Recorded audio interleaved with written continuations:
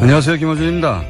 서울시가 가구소득과 미취업기간 등을 기준으로 청년들 구직 활동을 지원하겠다며 월 50만 원 한도로 지급하는 청년수당 클린 카드라는 게 있습니다.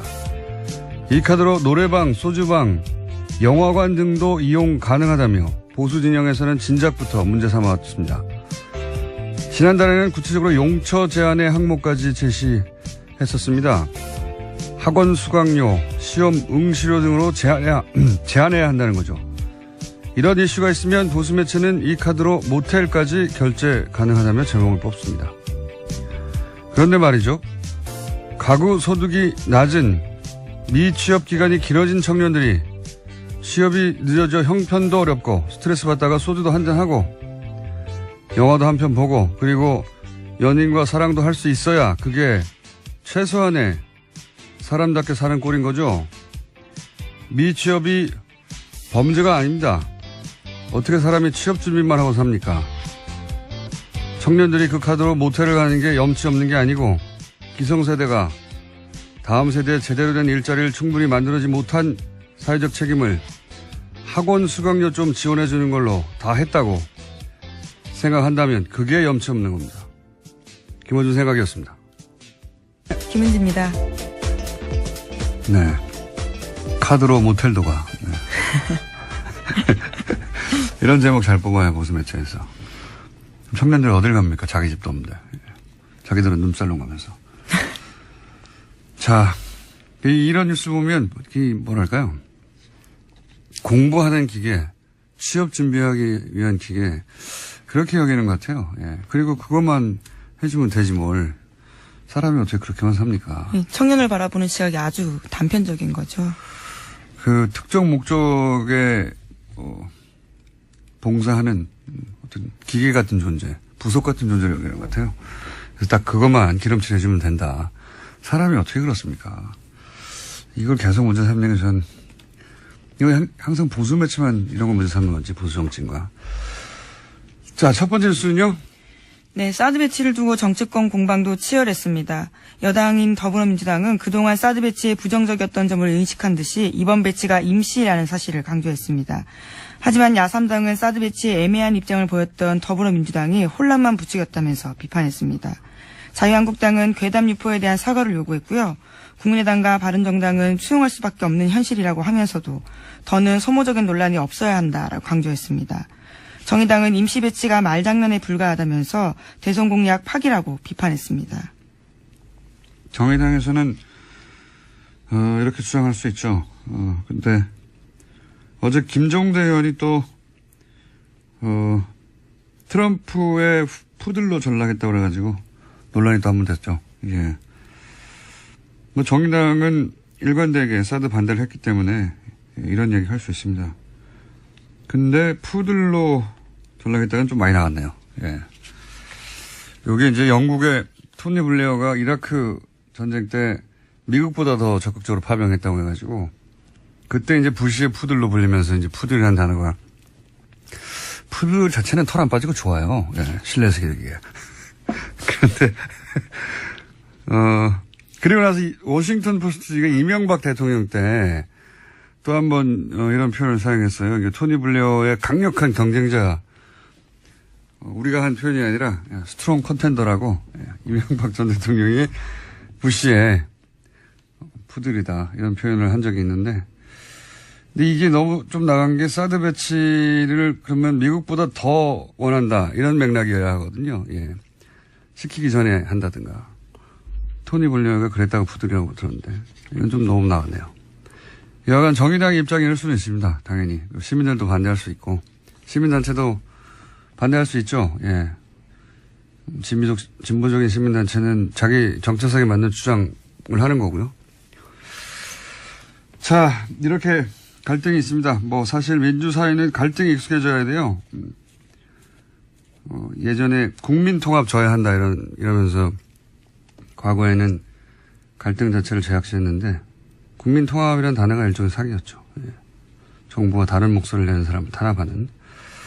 어떻게 모두 같은 생각을 합니까? 예수님도 실패했는데 부처님도 실패하고. 여간 갈등 자체는 뭐 문제가 아닌데 갈등을 어떻게 상대하느냐 이게 이제 장기적으로 문제가 되겠죠. 이번 정권에서도. 사드 관련해서 말들이 많습니다. 여하간. 자, 다음 뉴스는요. 네, 국정원 민간인 댓글팀 소식 계속 전해드리고 있는데요. 이번에는 국정원 퇴직자 모임 전현직 간부들한테 검찰이 구속영장 청구한 바가 있습니다. 오늘 그 소식이 나왔는데 영장이 모두 기각됐습니다. 서울중앙지법 엄인석 영장전담 부장판사가 오늘 밝힌 바인데요. 범죄 혐의는 소명되나 수사 진행 경과 등에 비춰 도망 및 증거인멸의 염려가 있다고 보기 어렵다면서 양지회 전 기획실장 노모 씨에게 청구된 구속영장을 기각했습니다. 오민석 부장판사는 우병우 영장 기각한 분 아닙니까? 네, 첫 번째 영장을 기각했던 판사입니다. 첫 번째, 두 번째 영장이 모두 기각된 바가 있는데요. 네. 아, 또 이정열 전 판사님이 소환이 돼야 되겠네요.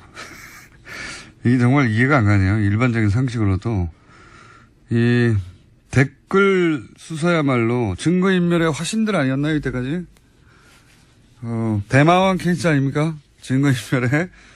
이거 뭐 개인 차원이 아니라 국정원 차원에서도 처음부터 부인하고 처음부터 자료를 내놓지 않고, 몇 년이 지나서야 TF 만들어지고 나서야 이제 조금씩 드러나는데, 실제로 근데 더욱 말이 안 되는 건, 이 양재 간부들이 수사가 진행되자 또 압수수색을 앞두고 증거를 삭제하거나 은닉하지 않았습니까? 네, 그런 혐의로 또 다른 양지의 현직 간부 박모 씨 같은 경우에도 영장이 청구가 된 바 있는데요. 이 간부 같은 경우에도 영장 기각됐습니다. 그 기각 사유에 대해서 피의자가 은닉한 물건의 증거 가치, 피의자의 주거와 가족관계 등에 비춰 피의자가 도망가거나 범행에 관한 증거를 인멸할 염려가 있다고 보기 어렵다라고 밝혔습니다. 아니, 수사를 하는 와중에도 증거를 인멸했는데 이해가 안 가네요, 저는. 이게 뭐 특별한 우리가 법을 몰라서 그런 건지 법리에 신비스러운 부분이 있는 건지 모르겠는데, 아니 이게 지금 수사하는 동안에도 자료를 숨기거나 은닉했는데 이해가 안 갑니다, 저는. 검찰의 입증이 좀 더 부족하다라고 판단했을 수는 있는데요. 관련해서 검찰발로 나온 소식도 있습니다. 말씀하신 자료 삭제와 관련된 부분인데요. 검찰이 양지의 사무실에 하드디스크 압수수색했는데 여기서 문제 보고서가 삭제된 채 발견됐다라고 합니다. 복원을 그러니까요. 삭제를 했는데 포렌식을 해서 복원을 했다는 거잖아요. 예. 삭제하고 외부로 빼돌리고. 네, 그 보고서 같은 경우에는 해당 문건이 국정원 심리전단에 정기적으로 보고한 내용이 담겨 있다고 합니다. 당연히 양지회는 이제 민간인들이거든요. 민간인이 국정원에 보고했다고 하는데 그런 문서를 일부러 삭제한 거 아니에요. 근데 이게 어떻게 그럴 만한 은닉한 물건의 증거 가치가 없다고 합니까? 보고서가 삭제됐는데 그게 나왔는데 이해가 안 가네요, 저는 잘. 서울중앙지법 영장판사 양승태 대법관의 마지막 인선에 대해서 말들이 많은데 또 한 번 논란이 되겠습니다, 이 사안은. 저희가, 이정열 판사님이 기상하시는 대로 새벽에 전화했는데 아직 안 일어났어요? 네. 오늘 새벽에 나온 결과여서. 네. 새벽에 설마 이게 기각될 줄 몰랐기 때문에 저희가 미리 섭외를 못 해주는 우를 보고 있네요. 네. 기상하는 대로 연결 한번 해보겠습니다. 자, 다음 뉴스는요? 네, 국방부가 어제 댓글 공작 진상규명 TF를 구성했다고 합니다. 국방부는 군 사이버사령부가 2012년 대선 개입을 계획한 사이버 심리전 지침을 청와대에 보고했다는 의혹이 제기되자 TF를 구성해서 조사에 착수했다고 밝혔습니다. 뭐 보고했다는 의혹 정도가 아니죠. 보고했다는 당사자가 내가 보고했다고 했으니까 사실상 강력한 주장이 나온 건데 국정원 TF가 아시다시피 몇 달 돌아갔고 이제 사이버 사령부 부단장이었던 당사자가 이런저런 식으로 보고하고 그리고 활동을 했다는 증언이 나온 만큼 사이버 사령부도 이제 TF가 구성돼서 돌아가겠죠? 네, 청와대 국가안보실과 보고 및 협조 체계를 갖춰서 4개월 정도 활동할 예정이라고 합니다. 네, 이제 이렇게 되면 김관진 당시는 국방장관이죠. 네, 나중에 안보실장이 됐던. 사드하고도 뗄래야 뗄 수 없는 사실상 사드는 김관진 주도하에 들어온 게 아니냐고 하는 지적이 많습니다. 그리고 새 정부가 들어서고 나서도 제대로 보고가 안 됐다고 하는 갖가지 논란의 한 중심에 있는 분인데, 이번에 사이버사 댓글 공작으로 끝나는 게 아니라 당시 사인을 받고 보고했다는 문서가 나왔다는 거죠. 네, 어제 말씀드린 뉴스인데요. 청와대로 보고했다는 거죠. 몇 분이 떨고 있겠군요. 예. 자, 다음 수는요. 네, 최순실 씨의 변호인을 맡고 있는 이경재 변호사가 정유라 씨의 변호를 더 이상 맡지 않기로 했다고 합니다. 그러니까 변호사에서 사임을 한 건데요. 이 변호사는 지난 6일에 서울중앙지검에 정 씨의 변호사를 사임하겠다는 내용의 사임계를 제출했다고 합니다. 네. 다른 내용 진행하기 전에 요즘 문자가 이게 유행이군요. 아직 황교익 선생 코너가 나오지 않았는데 오늘도 역시 시원하십니다. 이런 문자 나오고 막 여기 나오시는 게스트들이 자꾸 이제 개편 시간이 다 오다 보니까 본인들의 예, 지인들과 친인척을 이용해서 아직 방송이 아직 안 나왔는데 오늘 방송도 너무 좋았어요. 이런 문자가 너무 많이 오네요. 네. 자제해 주시고요. 최순실 씨, 뭐랄까요, 이게 가족사가 반복되는 듯한 느낌 한번 이야기한 적이 있는데 1세대에서 2세대로 재산이 넘어가는 과정도 굉장히 큰 의혹들이 제기됐었죠. 예. 최태민 씨 아들 최재석 씨가 최태민 씨의 독설서를 제기했었죠. 예. 1세대에서 2세대로 재산이 넘어갈 때 그런 큰 의혹이 있다. 밝혀진 바는 없습니다. 근데 구체적인 증언이 있었었는데 저희 방송에서도 다뤘었고. 근데 2세대에서 3세대로 넘어가는 저는 이제 이게 단순히 정유라 씨와 변호인단이 서로 뜻이 맞지 않다가 아니라 2세대에서 3세대로 재산이 넘어가는 과정의 갈등, 재산 갈등이 본질적인 거라고 보여집니다. 네. 그런 얘기도 일부 나왔었죠. 예. 정유라 씨와 최순실 사이에 재산에 관련해서 주고받는 대화 일단락이 등장한 적이 있는데, 예. 본질적으로는 재산 갈등인 것 같아요. 어떻게 전개될지 굉장히 흥미진진한 부분이 있습니다. 네. 자, 이 뉴스는 저희가 한번 따로 집중적으로 취재를 해가지고, 저희 단독이나 특종을 한번 보려고 노력해 보겠습니다. 네. 주진우 기자를 시켜서. 자, 다음 뉴스는요? 블랙리스트 관련된 뉴스도 나왔습니다. 박근혜 전 대통령의 블랙리스트 지시 의혹과 관련해서 김종덕 전 문화체육관광부 장관이 법정에 섰습니다. 여기서 박 전 대통령의 지시가 있었다라는 증언을 한 겁니다. 어제 재판 증인에 출석해서 한 말인데요. 관련해서는 구체적인 증언을 했습니다. 2015년 1월 9일에 대통령이 불러서 갔다라고 하는데요. 당시에 박 전 대통령은 영화 제작하는 사람이 문제다. 잘못된 영화를 보고 젊은이들이 잘못된 생각을 한다. 정치 편향적인 영화에 지원하면 안 된다. 관리를 잘하라.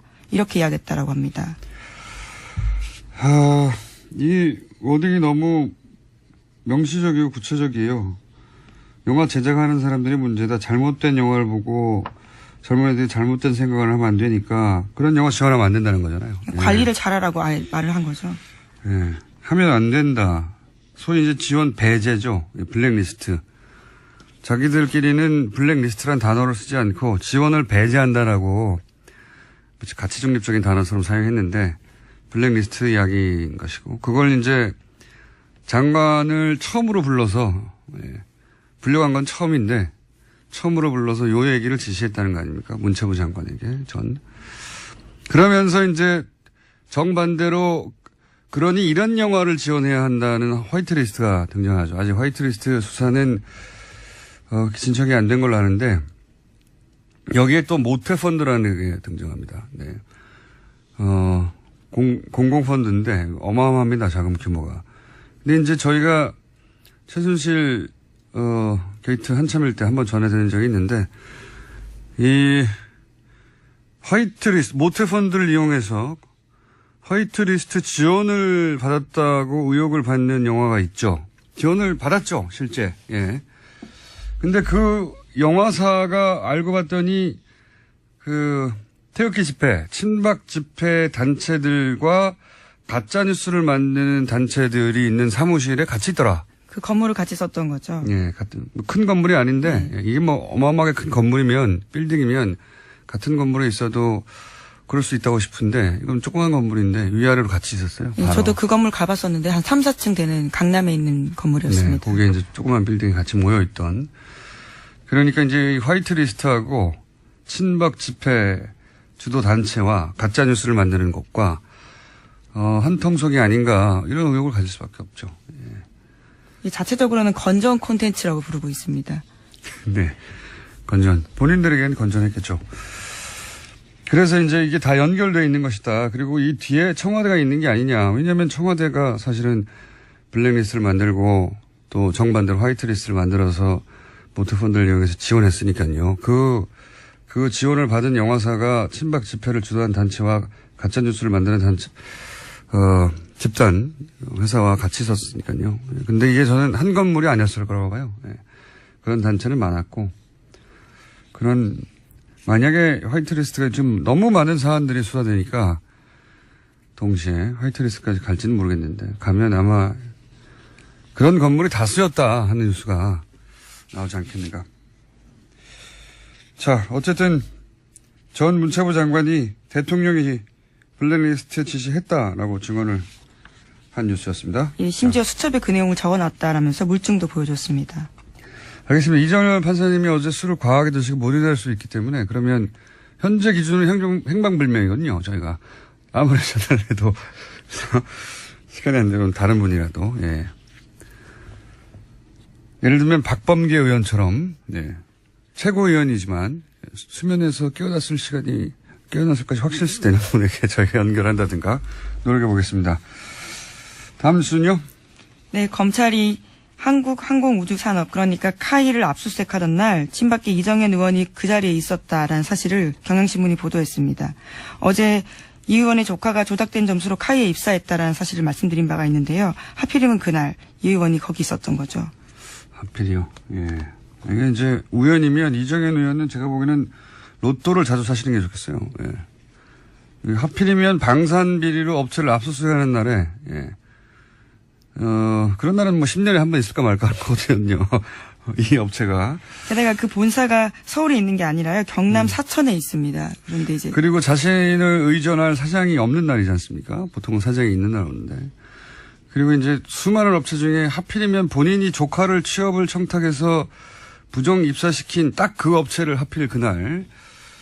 이런 우연을 만들어내는 기술이면 저는 로또가 가능하다고 봅니다. 부럽습니다. 예, 물론 본인의 해명은 있는데요. 현장 방문을 돌아가면서 하고 있었기 때문에 그때 그 자리에 있었다라는 겁니다.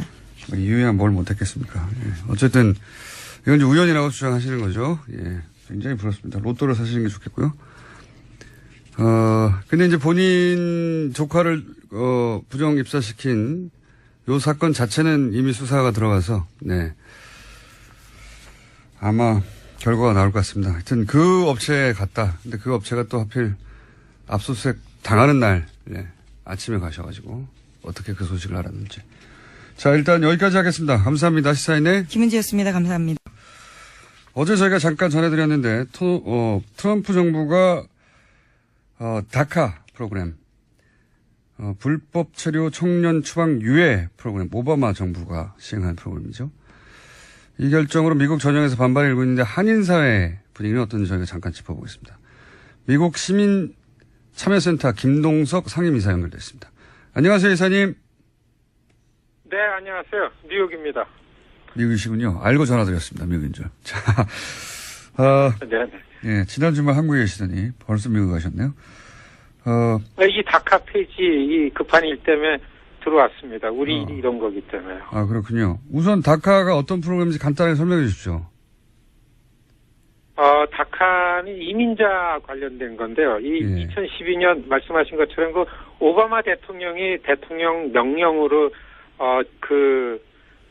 이를테면은 어린 나이에 16살 미만입니다. 스스로 어떤 것도 결정할 수 없는 아주 어린 나이에 본인 의지와 관계없이 이제 부모 손에 이끌려서 미국에 온 불법 체류자가 된 이런 사람들이 이 사회인이 되면서 무엇도 아무것도 할 수가 없었습니다. 추방 대상이 되기 때문에요. 그래서 그런 사람들은 누가 봐도 미국 시민이니까 오랫동안 미국에서 생활했기 때문에 그래서 추방을 막아줌으로 해가지고서 성인이 되면서 이런 사람들이 이제 그 운전면허증도 받을 수 있고 또 학교도 대학을 갈 수 있게 하고 또 취업도 할 수 있고 이렇게 하도록 오바마 대통령이 2012년 6월 달에 이제 대통령 행정 명령으로 추방 유예를 시킨 이제 대통령 명령입니다. 이게 다카입니다. 네, 뭐 인도주의적 조처라고 사실 그때 당시 뭐랄까요 찬성하는 특히 이민자 2세대들은 찬성하는 환영을 받았었는데 이 대상자가 굉장히 많았죠. 지금도 계속 늘어나고 있죠. 그렇습니다. 사실은 이게 왜 나오게 됐나 하면은, 뭐 다 들으셨겠지만 드리머라는 얘기가 이제 통용되고 있습니다. 뭐냐 하면은, 불법 이민자들의 자녀로 미국에 와서 교육받고 고등학교를 졸업했는데, 대학을 가려니까 이제 서류 미비자기 때문에 대학도 못 가고 이런 사람들이 1년에 거의 한 7만여 명씩 나타나는 거였어요. 2000년대 들어서. 예. 그래서 이거를 아시겠지만은 911 테러 이후에 이민자들을 의심이 간다. 그래서 이민자 그룹을 불법 이민, 합법 이민으로 나눈다. 이런 논란이 될 때 불법 이민을 추방하는데 그중에서 우리가 보호해야 될 거는 이렇게 어린 나이에 미국에 와서 계속 미국에서 교육받고 미국 생활에 익숙한데 어디 추방해도 이게 미국 시민인데 그래서 이 사람들을 드리머죠. 이런 사람들을 영주권을 주자. 드림 액트입니다. 계속 이 드림 액트를 의회에서 제기해서 친이민적인 당인 민주당이 계속 이걸 통과시키려고 했는데 심지어는 오바마 정부가 들어와가지고 2008년부터 2012년까지도 통과가 안 됐어요. 네. 공화당의 벽 때문에. 그래서 오바마 임기 두 번째 첫 해인 2012년에 안 되겠다. 오바마 대통령이 이거는 비인간적이다. 적어도 어렸을 때 온 미국 시민일 수밖에 없고 나가면은 미국 시민인데 해가지고 이거를 영주권은 주지 못하지만 법이 통과가 안 돼가지고 그래서 다카라는 걸 만들어서 추방되는 건 막자. 그랬던 게 이제 다카고 그래서 이렇게 만들어지고 드리머라는 말이 이렇게 해서 이제 생겨난 그렇죠. 겁니다. 아니 유치원 때 왔는데 본인은 불법의 인식조차 없고 결정권도 없는데 결국은 미국 교육을 평생 받았는데 갑자기 떠나라고 하면 갈 곳도 없고요. 그래서 이제 이런 법안이 만들어진 건데 실제 그리고 또 이런 사람들이 뭐 실리콘밸리나 이런 곳에 많이 취입해서 미국 경제에도 도움이 된다 이런 인식도 있고요. 그런데 갑자기 지금 트럼프 대통령은 그 사람들도 평생 어릴 때부터 교육받아서 평생 미국에 자란 사람들 나가라는 거잖아요. 이렇게 되면 여기에 해당되는 한인의 규모는 얼마나 됩니까? 한인이 일반 지금 이 다카 폐지에서 어제 오늘 일반 언론에 뭐 7,000명, 10,000명 그러는데요. 사실 이거는 7,000명, 10,000명은 2012년 시행될 때 추방을 면제받으려고 신고한 사람들의 숫자였습니다. 2년마다 갱신을 하는데요. 그래서 지금 이렇게 종합해보면은, 한 16,000명 이상이다라고 하는 게 맞다. 이게 이제 우리 이 한인사회 이 이민 권익운동하는 사람들이 추정하는 숫자입니다. 그리고 LA 뉴욕 한인 커뮤니티에 생각보다 굉장히 많고요. 그래서 이게 폐지되면은 한인사회도 작지 않은 이런 파장이 있고 굉장히 어려움이 오겠다. 이렇게 긴장하고 있습니다. 그렇군요. 예. 그러면은 이제 그냥 추방이죠. 다른 것도 없고 6개월 유예 기간을 주고 그다음부터는 무조건 나가야 되는 거죠? 그렇죠. 6개월 이제 지난 화요일 날 대통령이 뻘쭘하니 법무부 장관을 시켜서 폐지 선언을 시켰습니다. 그날 아침에 트럼프 대통령이 트위터를 알렸잖아요. 의회가 6개월 동안 다카에 대해서 일할 준비를 해라. 6개월 동안 어떤 대체 법안이 되지 않으면은 6개월 이후에는 이제 고스란히 이미 신고를 했습니다. 이거는 데이터베이스에 나는 불법 체류자로서 누가 여기 있다라는 걸 다 신고를 해서 혜택을 받고 있다가 고스란히 이 사람들은 그냥 추방 대상이 되어버립니다. 오히려 스스로 신고한 사람들이 이제 추방 대상 명단에 확보되는 거니까. 아하.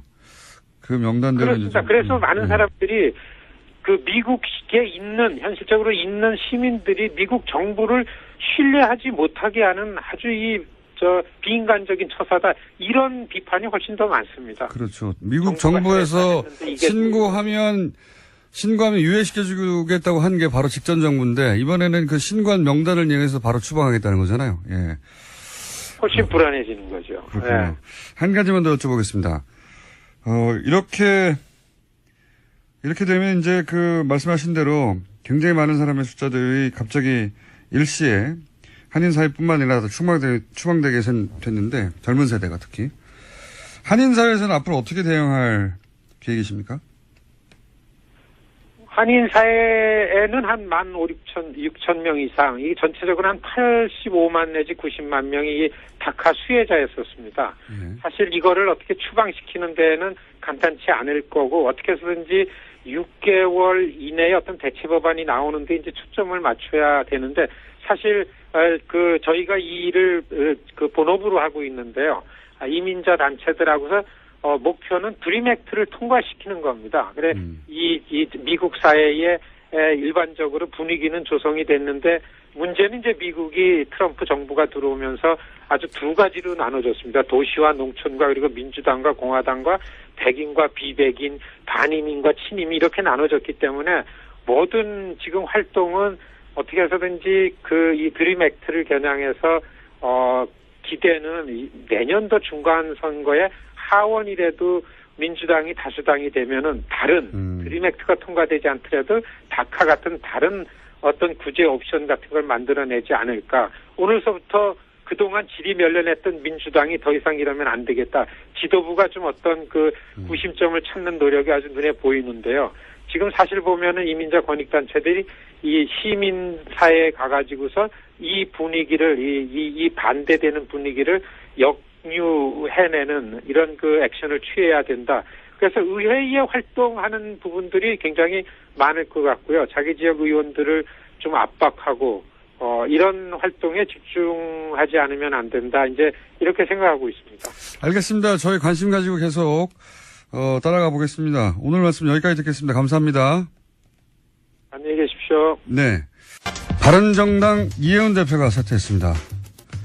바른정당 독자 생존이냐, 보수 통합이냐. 바른정당 소속 남경필 경기도지사 연결해서 이 문제 이야기 나눠보겠습니다. 안녕하세요, 지사님. 네, 안녕하세요. 네. 저희가 첫 연결할 때부터 스튜디오에 한번 나오신다고 했는데 거의 1년이 다 돼가는데 약속을 안 지키고 계십니다. 가야죠. 꼭 한번 와주시고 이제 지방선거도 얼마 안 남았기 때문에 네. 네. 점점 나오시고 싶죠? 근데 뭐 아침에 좀 일이 많네요. 자, 이현 대표가 겨우 70일, 두 달여 만에 이제 사퇴를 했습니다. 네. 이와 관련해서는 이제 많은 뉴스가 쏟아지는데 제가 이제 이 관점에서 한번 여쭤볼게요. 네. 그 사업가 모 씨가 또 바른정당의 다른 의원 이름도 거론했어요. 그분은 아직 본격적으로 지면에 등장하지는 않고 있는데, 근데 네. 그분도 또 소위 이제 보수 통합이 아니라 바른정당이 독자적으로 생존해야 한다는 자강론자란 말이죠. 네. 이혜훈 대표도 대표적 자강론자였고, 근데 이제 그분 이름이 나왔나요? 또 이름이 따로? 언론에 보도되지는 않았습니다. 예. 네, 그런데 지사님이 이제 거의 처음으로 탈당할 때 그때를 되돌려 보면 탈당할 때 굉장히 압박을 많이 받았고 협박도 받았었다 이런 얘기도 하셨고 그때 탄핵 직전에 이제 그 정당 내 여러분들에게 압박도 있었다 협박 전화도 있었고 뭐 그런 얘기가 줄줄이 있었지 않습니까? 그러다 보니까 네. 혹여 그러니까 이혜원 대표가 잘못한 부분은 잘못한 부분이고요. 그건 이제 네. 법정에서 이제 시비가 갈라질 것 같은데 혹여 이 사태가 좀 미심쩍다 이런 생각은 안 해보셨습니까? 뭐 그런 얘기들은 많이 하더라고요. 이게 혹시 그죠. 흔히 얘기하는 작업의 결과가 아니냐. 네. 이런 얘기도 하는데 그건 뭐 알 수가 없으니까요. 근데 좀 찝찝하긴 하시죠? 네, 뭐 뒷맛이 개운치는 않습니다. 그렇죠. 네. 왜냐하면 이제 대표적인 걸림돌들이 뭐 결과론인지 누가 설계를 했는지 모르겠지만 여하간 그 효과는 자강론자들이 이제 정치 전면에서 이렇게 밀려나고 있다 이렇게 보여지니까 찜찜한 구석이 본인도 소위 자강론자 아니십니까? 그렇습니다. 예. 네. 그래서 근데 뭐 자강론과 뭐 통합까지는 아닌데 뭐 앞으로 정책 연대 이런 것들은 전 다 열려 있기 때문에 꼭 자강론, 뭐 통합론 이렇게 나눌 필요는 없는데 기본적으로 저는 바른정당의 창당 초심을 늘 돌아봐야 한다 그런 생각을 갖고 있습니다. 그런데 이제 지금 큰 흐름은 예를 들어서 지금 원내대표, 바른정당의 원내대표도 그렇고 자강론이라고 불리는 파가 점점 이렇게 찌그러지고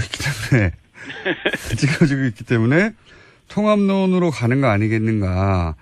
홍준표 대표도 그런 구상인지 갑자기 타이밍 절묘하게도 박근혜 전 대통령 출당한다고 하고 그러면서 이제 그동안의 걸림돌이었던 이런 걸 제거하려고 하는 움직임을 보면 홍준표 대표는 본인 업적으로 아마 통합을 해내는 걸 업적으로 삼으시려고 하는 것 같아요. 그렇게 보이는 것 같은데요.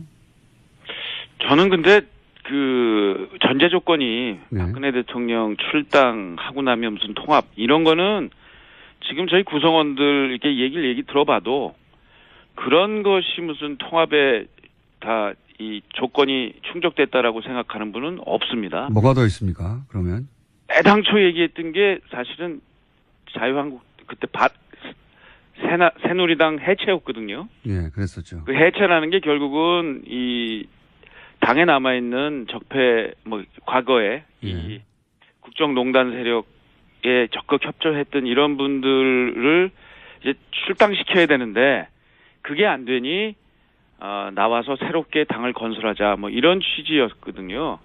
그런 것들이 충족 안 되면 지금 통합한다는 거는 바른정당에서 그런 생각을 갖고 있는 분은 전 못 봤습니다. 근데 그냥 박근혜 대통령 출당 이후에 팔적이라고 하지만 10명 단되지 않습니까? 그분들도 만약에 출당시키고 이런 조치가 있으면 그러면 통합도 가능하다는 얘기. 근데 그게요, 출당이요. 네. 어렵습니다. 그러니까 거의 불가능해요. 모든 구성원들의 동의가 없이는 네. 그게 불가능한 게 그게 안 되니까 이제 바른정당 창당한 건데요. 국회의원을 출당시키려면 3분의 2의 동의가 필요한데 그게 현실적으로 어렵습니다. 과거에 민주당 쪽도 이제 대선 패배나 이런 거 이후에 이렇게 당이 나눠지기도 하고 나가기도 하고 그랬는데 대부분 그 당을 해체하지 못하고 탈당하는 방식으로 했던 이유가 그렇게 쉽지가 않습니다. 현실적으로. 그게 그래서 쉽지가 청산이 되지 않을 거기 때문에 그 기본 전제도 통과가 어려워서 네. 그런 건 전망하기 어렵다 이렇게 보시는 거군요. 예. 그렇습니다. 일단 그런데 이제 그렇게 통합하려고 하는 움직임이 활발한 건 사실이죠. 그런 거를 원하시는 분들도 있고 그게 정답이 아니다라고 얘기하는 분들도 있고 지금 당 안에는 여러 목소리가 혼재되어 있는데요. 그거 어느 쪽으로 특히 이제 탈당 다시 또 통합하자라는 목소리가 대세이거나 이렇지는 않습니다. 제가 알기로는요. 그렇군요. 유승민 의원이 그러면 비대위원장으로 등판합니까? 그럴 가능성이 높습니까? 지금 논의들을 하시는 것 같은데요. 예. 김무성 전 대표님은 확실히 본인이 들판할 생각은 없으신 것 같고 예. 유승민 전 후보님은 생각은 좀 있으신 것 같아요. 근데 그렇죠. 아직 정확하게 왜냐하면 얘기하고 있지는 김무성 전 대표는 손사래를 치지만 유승민 대표는 손사래는 아니고 내가 결정할 게 아니라 의총의 결정에 달렸다. 이 얘기는 의총이 그렇게 결정해주면 본인도 등판하겠다는 얘기잖아요. 제가 볼 때는 가능성이 있다고 봅니다. 예. 이게 바람직할까요? 지금 굉장히 이례적으로 대선 3개월 만에 대선 후보들이 다 당대표로 재등장하는데 이게 바람직한 현상입니까? 근데 그건 바람직하고 아닌 거는 둘째 치고라도 바른정당 입장에서는요. 지금 찬밥도 엄박 가릴 게 없습니다. 지금 정말 바른정당은 절대정명의 위기고 그래서 우리 당이 지금 어떻게 살아나가면서 우리의 창당 초심을 지켜나가면서 당이 우뚝 설까 여기에 초점을 맞춰야죠. 예를 들어서 지사님과 함께 탈당 첫 번째 물결이었던 김용태 의원이나 이렇게 젊은 중진들이 비대위원장으로 확 나서주면 분위기도 쇄신될 것 같은데 그런 움직임은 그런 없나요? 논의도 지금 되고 있어요. 보니까. 예. 그래서 아마 이번 주말에들 좀 모이지 않을까 싶거든요. 예. 그래서 그런 논의들이 좀 조율이 되겠죠. 하여튼 기존 방식대로는 안 되고요. 뭐 유승민 전 후보가 됐든 뭐 김용태, 김세연, 뭐 하태경 뭐 이런 분들 얘기가 나오던데 그런 분들이 됐던 아예 당이 이거 확 바뀌었다.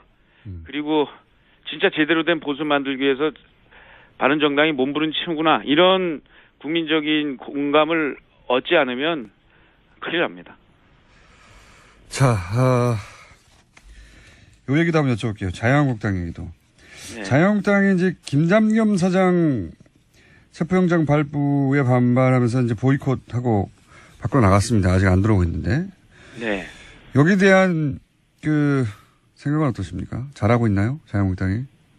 흔히 얘기하는 이제 양비론인데요. 예. 일단 책임은 일단 여당, 정부에 있다고 봅니다. 지금 공영방송 뭐 문제가 있어요. 그렇지만 그렇다고 해서 이런 방식으로 하는 거는 안 맞고요. 저는 상당히 이 뭔가 시나리오에 의해서 이 방송 장악하려는 움직임이 있지 않나는 의구심을 갖고 있고 그렇다 하더라도 또 이 판국의 이 국회를 깨고 나간 것 이건 뭐 비판받아 마땅하죠. 근데 방송 장악 말씀하셨는데 이제 이명박 뭐 전 대통령 때 하고 똑같지 않느냐고 주장하기도 하지만 한편으로 보면 또 내용이 완전히 다른 게 그때는 예를 들어서 KBS의 PD들이 이렇게 대표를 체포하고 하는 거는 말이 안 된다고 막았었고 이번에는 거꾸로 KBS나 MBC의 구성원들이 그렇게 하라는 거 아닙니까? 그러니까 완전히 다른데요. 예. 과거나 지금이나 문제가 있고요. 근데 그 문제를 푸는 방식이 이게 다 옛날에는 그 빨리 방송법 개정을 해서 그 법에 따라서 하면 됩니다. 그 방송법 개정을 하는 논의를 국회에서 진지하게 하면 되는데 이게 참 웃기잖아요. 여당이 됐을 때와 야당이 됐을 때 입장이 정확하게 바뀌어요, 서로. 저 같은 경우에는 야당일 때도 지금 방송법 나와 있는 지금 하자고 하는 그 여당 혼자서는 도저히 그 방송국 사장을 임명할 수 없도록 만드는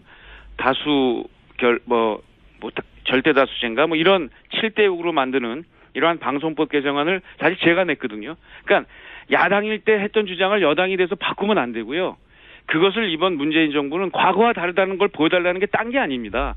바로 그런 모습을 보여달라는 거죠. 과거엔 그렇게 안 했어요. 그것도 잘못이죠. 과거 여당들이 그렇게 안 한 건 정말 잘못이고 지금 여당도 근데 또 그걸 되풀이하려고 해요. 네, 알겠습니다. 여야의 입장만 보면 말씀처럼 똑같은 짓을 반복하는 것 같은데 저는 이제 각 방송국의 구성원들의 입장을 보면 정반대거든요. 예. 그러니까 방송원들의 구성원들의 그런 행동은 행동이지만 네. 집권 여당과 정부가 해야 될 일은 빨리 방송법을 통과시켜서 거기 예를 들면 방송 사장의 임기 문제까지가 다 들어있어요. 이 법을 언제부터 할 거냐. 네. 그런 거를 여야가 협의를 해서 협상을 통해서 제도적으로 해야지. 제가 볼 땐 이건 상당히 정치적인 그 의도가 집권 여당 내부에 분명히 있다고 봅니다. 알겠습니다. 방송법 관련해서는 보수 정당이 여당일 때는 통과 안 시켰죠. 그때는 또. 예. 안 했죠. 그러니까 그 잘못한 거예요. 근데 그 잘못했다고 해서 지금 집권 여당이 너네 잘못했다고 하면서 또 같은 일을 반복하려고 그러잖아요. 자기네들이 하면 돼요. 지금 야당도 지금 그 방송법에 대해서 반대 안 할 겁니다. 알겠습니다. 그 문제는 방송법을 따로 한번 얘기하면서 얘기해보고요. 그건요, 명백해요. 여당이 자기 욕심 버리세요. 그러면 야당 따라갑니다. 그러면은 이 방송 임기 문제까지를 포함해서 빨리 협상해가지고요. 방송법 처리하면 됩니다. 그럼 문제가 제도적으로 해결되는데 이걸 다른 방식으로 하려고 하면 안 돼요. 물론 방송국 내부의 이런 이 갈등도 이런 걸 통해서 빨리 해결을 해야죠. 예, 저도 할 말은 있는데 요 얘기는 여기까지만 하죠. 예. 알겠습니다. 끝나지 않을 것 같으니까. 예. 요 얘기는 어떻습니까? 한 가지만 더 여쭤볼게요. 다른 당 얘기. 그리고 나서 다시 지사님 얘기로 돌아갈 텐데. 네. 갑자기 부상한 얘기라서 안철수 대표가 본인이 나와야 이제 소멸돼가는 정당이라고 보여지는 본인의 표현에 의하면 국민의당이 살아날 수 있다. 근데 지지율이 좀 지지부진하고 또 갑자기 호남홀대론도 꺼내고 하는데 국민의당 사정은 어떻게 지켜보고 계십니까? 거기도 저희하고 비슷하죠. 찬밥도 혼밥 가릴 게 없는 사정이었고 지금도 마찬가지인데요. 하여튼 지금은 야당 쪽에서는 어떻게 하면 생존하고 그러면서 앞으로 살아나갈 거냐에 대한 기본적인 고민을 하는 상황이기 때문에 그냥 지켜보고 있습니다. 국민들이 다 지켜보고 있죠. 남의 사정 신경 쓸 겨력이 없다. 여력이. 네. 바른정당 정말 어렵습니다, 지금. 바른정당이 이제 남의 당 걱정할 지금 겨를이 없다는 말씀이신 것 같고. 요즘 근데 이제 지사님 얘기로 돌아와서. 네. 갑자기 팔굽혀 펴기 하고 이런 거. 네. 심지어는 생중계 하시고 그러는데 왜 그러십니까? 네. 그냥 하는 겁니다. 근데 이제 소통의 방식이고요. 그러면서 체력도 기르고 또 정기적으로 우리 페북 친구들께 뭐 도정이나 제 생활이나 이런 거를 그냥 편안하게 말씀드리고 있습니다. 아니 그럼 그런 거 마시지 팔굽혀 펴기를 하시냐고요? 그러게요. 근데 굉장히 좋은데요. 한번 해보세요. 이게 지방선거 1년도 안 남았는데 최근에 이재명 시장 경기도지사 출마설이 나오니 긴장하고 그러셔가지고 강한 경기도지사 이걸 보여주려고 하시는 건가요? 그건 해석하시는 분들이 저는 다 각자가 저 사람 왜 저러지? 그 판단하시는 건 각자의 몫이라고 생각합니다. 아니, 이게 무슨 엄청나게 복잡한 예술적 행위라고 해석을 합니까? 그냥 말씀해 주세요. 아니요, 그런 건 아니고요. 그냥 그거하고 상관없이 뭔가 좀 해야겠다 싶었는데 팔굽혀펴기를 해보면 어떠냐? 라고 누가 제안을 했고요. 또 보니까 팔굽혀펴기 하는 분들이 꽤 많더라고요. 이렇게 라이브로. 그리고 어제 나온 기사인가요? 며칠 전에 나온 기사인가 정확하게 기억은 안 나는데 경기도에서 청년 정책 추진했는데 민주당 도의회가 맡고 있다. 부당하다. 이런 주장을 또 강하게 했었어요. 내용이 그러니까 뭡니까? 이게 청년 내용을 어렵게 복잡하니까요. 간략하게. 청년들에게 희망을 주는 1억짜리 통장 만들기 이런 프로그램인데 네. 이런 거죠. 그러니까 문재인 정부는 지금 아동수당까지를 포함해서 이 소득 주도 성장론을 이야기하고 있는데 네. 그거보다는 훨씬 어떻게 보면 그 타겟형으로 가는 이 복지 예산을 민주당이 전액 삭감한다는 거는 도대체 이해가 안 된다는 생각입니다. 그래서 이거는 조금 도의회가 오늘 예결위 하는데요. 최선을 다해서 오늘 설득하려는데 이거 정치적으로 해석될 여지가 있는 그런 결정들 안 하셨으면 좋겠습니다. 그러니까 경기도에서 지사님이 이제 청년을 위한 일종의 복지 사업을 하려고 하는데 그런데 민주당 주도의 경기도 의회에서 이 예산을 삭감했다 이런 얘기죠. 그러니까 그간에 안 했던 거면 또 모르는데 일하는 청년 통장 이미 시작한 지가 꽤 됐고요. 청년들에게 주거 그리고 보육 또 이 사교육 절감 이런 것들을 만들어주는 정책들 이미 도의회하고 협력하고 예산 다 통과시켜서 했는데 굳이 이제 소득을 좀 올려주고 청년들에게 자산을 형성시켜주겠다는 이 정책을 왜 반대하는지 너무 인기가 좋아. 이게 지금 굉장한 폭발적인 반응을 얻고 있거든요. 둘 중에 하나 이런 정책을 아닐까요? 왜 반대하는지 모르겠어요. 둘 중에 하나 아닐까요? 그러니까 그렇게 좋은 거면 진작에 하지 안 하고 있다가 임기 얼마 안 남았는데 하는 게 이게 선거용 선심성 아니냐 이런 태클이거나 아니면 지사님 말씀처럼 그 계획이 너무 좋아서 지사님 인기가 올라갈까 봐. 아니 그러면 안 되죠. 둘 중에 하나 아닐까요? 예. 이걸 선심성이라고 그러면 정말 우리 문재인 정부가 하고 있는 여러 복지 정책 그건 뭐라고 표현해야 될지 모르겠어요. 그러니까 이게 선심성이면 그건 포죽이죠. 그렇게 이 잣대가 달라서는 안 된다고 봅니다. 정치적 견제일 수 있다 이렇게 말씀하시는 것 같고 제가 직접 심의하지 않아서 모르겠는데 우리나라 여야 관계를 보면 정치적 견제일 수도 있을 것 같아요. 예, 억울하실 수 있을 것 같은데 예. 근데 야당도 문재인 정부 출범할 때 첫 추경 때 일부러 몇 달 끌면서 골탕 먹였지 않습니까? 그때 지사님도 정부 편 안 들어주셨잖아요. 예. 저는 정부 편 들었죠. 저는 필요한 일자리 공무원 충원 해야 된다고 얘기했잖아요. 자, 그러면 이게 둘 중에 하나 아닙니까? 선심성이라서 나쁜 정책이라서 아니면 진짜 좋은데 인기를 끌까 봐. 둘 중에 하나죠. 모르겠어요. 그건 도의원님들한테 더 여쭤봐야 되는데 진심은 잘 말씀 안 해주신 것 같습니다. 오늘 한번 다 민주당 대표님을 포함해서 다 만나 뵙고 도움 요청하겠습니다. 이재명 시장님하고는 자신 있으십니까? 저는 아주 좋은 상대라고 보고요. 아마 출마하실 것 같은데 저도 출마하게 되면 아마 멋진 승부가 될 것 같습니다.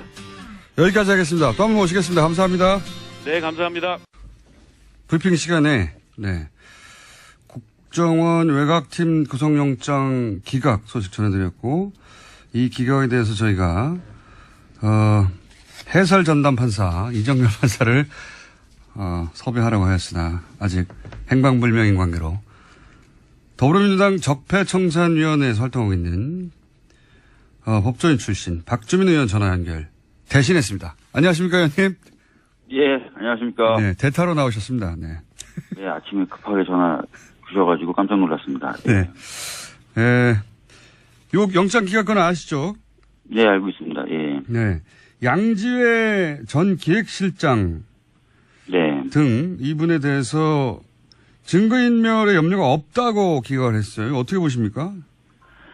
일단은 이번에 영장이 기각된 게 두 건인데요. 예. 하나는 이제 양지의 그 간부로서 이제 원세훈 전 원장과 동일한 혐의로 구속영장이 청구된 케이스고 또 다른 한 부도 양지의 현직 간부인데 문제는 이제 두 번째 지금 말씀드리는 케이스, 박모 씨의 케이스의 경우에는 아예 범죄 혐의가 증거 은닉이에요. 그러니까요. 예. 예, 증거 인멸의 우려가 있을 경우에 구속영장이 청구되는데 아예 혐의 자체가 증거를 인멸하고 있었다, 은닉하고 있었다라는 거였는데도 불구하고 영장을 기각했다는 것 자체가 상당히 이해가 안 되는 거죠. 그리고 굉장히 드문 케이스고요. 예. 아니 이게 은멸에 우려가 있다가 아니라 은멸을 하고 있어서 지금 구속영장을 신청했는데 그런데 그 기각의 이유가 인멸할 염려가 없다. 이게 전 말이 안 되는 것 같은데 상식적으로는. 맞습니다. 그래서 사실은 좀 그런 부분이 이해가 안 되고 앞서 말씀드렸던 그 케이스인 그 노 씨의 경우에도 사실은 수사 진행 경과 등에 비춰봤을 때 뭐 구속의 필요성이 없다, 뭐 도주의 우려가 없다라고 하는데 수사의 핵심은 이분들이 누구의 지시를 받았느냐도 해당이 될 것입니다. 그렇다면은 그분은 아직 수사가 제대로 진행되었다고 보기 어렵기 때문에 앞으로 더 많은 수사가 진행이 될 것이다라고 봐야 되고, 그렇다면은 이분들이 이제 윗선이라든지 이런 것들을 숨기기 위해서 도주할 우려가 오히려 있다고 봐야 되겠죠. 네. 그리고 뭐 증거인멸은 국정원은 증거인멸의 끝판왕 아닙니까 이때까지. 네. 그래서 두 케이스 전부 다 영장 기각에 대해서 저로서는 사실 납득하기가 좀 어려운 것이 사실입니다. 양승태 대법원장의 이제 그 영장 전담 판사 마지막 인선에 대해서 왜냐면 지금 이번에 그 영장을 기각하신 오민석 부장판사가 사실 우병우 영장도 기각했던 분이라서 그렇고 또 다른 최근에 1년의 영장 기각들이 잘 납득이 안 간다고 하는 여론이 많아서 그 마지막 인선에 대해서 말들이 좀 많지 않습니까? 예. 사실은 이제 그 인사를 할 수 있는 범위 중에 가장 중요한 것이라고 꼽히는 것 중에 하나가 바로 영장 전담 판사들입니다. 네. 왜냐하면 그 영장을 발부하느냐 마느냐를 두고 수사의 어떤 그 가능성이라든지 수사가 어떤 결말을 맺는지에 대해서 많은 영향을 미친다고 판단을 하고 있기 때문인데요. 네. 근데 이제 영장 전담 판사들을 이제 사실 조금 그 법원장들이 자신의 어떤 그 말을 좀 잘 듣는 사람들로 또 한다, 이런 또 논란들도 계속 있어 왔거든요. 예. 그래서 사실은 이제 그 영장 전담 판사 이분을 이제 임명한 것이라든지 이런 것들을 두고 우려가 좀 있었었는데, 방금 말씀하셨던 것처럼 이제 우병우 전 수석에 대한 영장 기각이라든지 좀 약간 정치적인 판단을 좀 하고 있는 것 아니냐, 예, 그런 느낌이 좀 강하게 좀 들고 있습니다. 예. 이 영장 기각으로 그 외곽팀, 민간인팀 수사에 차질이 빚어질까요? 그런 우려가 있는데. 그렇습니다. 뭐 특히 이제 그 박모 씨의 경우에는 아예 증거를 인멸하다가 그 구속영장이 청구가 됐는데도 불구하고 구속영장이 기각됐기 때문에 일단은 다른 관여자들도 전혀 이제 두려움 없이 증거인멸이라든지 이런 것들을 할 수도 있을 것이고요. 그렇죠. 또 예. 지속적으로 이제 만나서 서로 말을 맞춘다든지 하는 것도 할 수 있게 된 것이죠. 그렇죠. 그리고 예. 윗선에 대한 수사나 이런 것들을 하려면은 집중적인 조사, 이렇게 필요한데, 이제 영장이 기각되면서 이제 수사를 그렇게 속도를 내기가 어려운 상황을 맞이했다고도 볼 수 있거든요. 그래서, 여러 측면에서 수사는 상당히 좀 어려워지는 것 아닌가라고 걱정이 좀 됩니다. 예. 그 마지막 질문인데 혹시 증거인멸을 하다가 붙잡혀서 구속영장이 청구됐는데 증거인멸할 염려가 없다고 풀려나는 경우를 보신 적 있습니까? 저는 솔직히 본 적이 없고요. 그리고 대부분의 아주 흔한 범죄들도 뭔가 다른 공모자들이 있다고 의심이 될 경우에는 웬만하면 영장이 좀 발부가 되면서 다른 공모자들에 대한 수사가 신속하게 진행될 수 있도록 해줍니다. 예. 그런데 이 경우에는 아까 말씀드렸던 것처럼 진짜 윗선이라든지 또 보다 많은 관계자들이 있을 것이다. 이렇게 판단이 되는 사건이잖아요. 그러면 사실은 이제 구속영장을 발부해줘서 수사의 편의를 좀 봐주는 그런 관행들이 있는데 그런 관행들이 좀 비춰봤을 때도 좀 거리가 먼 판단이죠. 예. 알겠습니다. 오늘 여기까지 하고요. 예. 갑자기 저희가 연락드렸는데 일어나 주셔서 감사하고. 예. 다음에도 이정현 판사님이 연결되면 대타로 부탁드립니다. 오늘 말씀 감사합니다. 예. 네. 급히 저희가 섭외했는데 응해주신 더불어민주당 적폐청산위원회 박주민 의원이었습니다. 천둥번개 시간인데 저희 PD가 이 방송만 시작되면 자기가 이 방송에 빠져가지고 천둥번개를 잊어버려요. 예. 오늘은 꼭 천둥번개가 정확한 시간에 내려치기를 간절히 기원하면서 안원구 전 대구 지방국세청장님 나오셨습니다. 안녕하십니까? 안녕하십니까? 네. 다른 이야기 하기 전에 저희가 이 코너를 진행하면 문자가 참 많이 옵니다. 어떤 문자가 오냐면 어떻게 후원할 수 있냐. 사비로 맨날 이 재산 추적을 하고 해외를 다니시니까. 예. 근데 이제 방법이 없었거든요. 방법이 없어요, 실제로. 예. 네. 개인이 기부를 할 수도 없고 방법이 나왔습니다. 책을 쓰셨어요. 책을 쓰셨는데.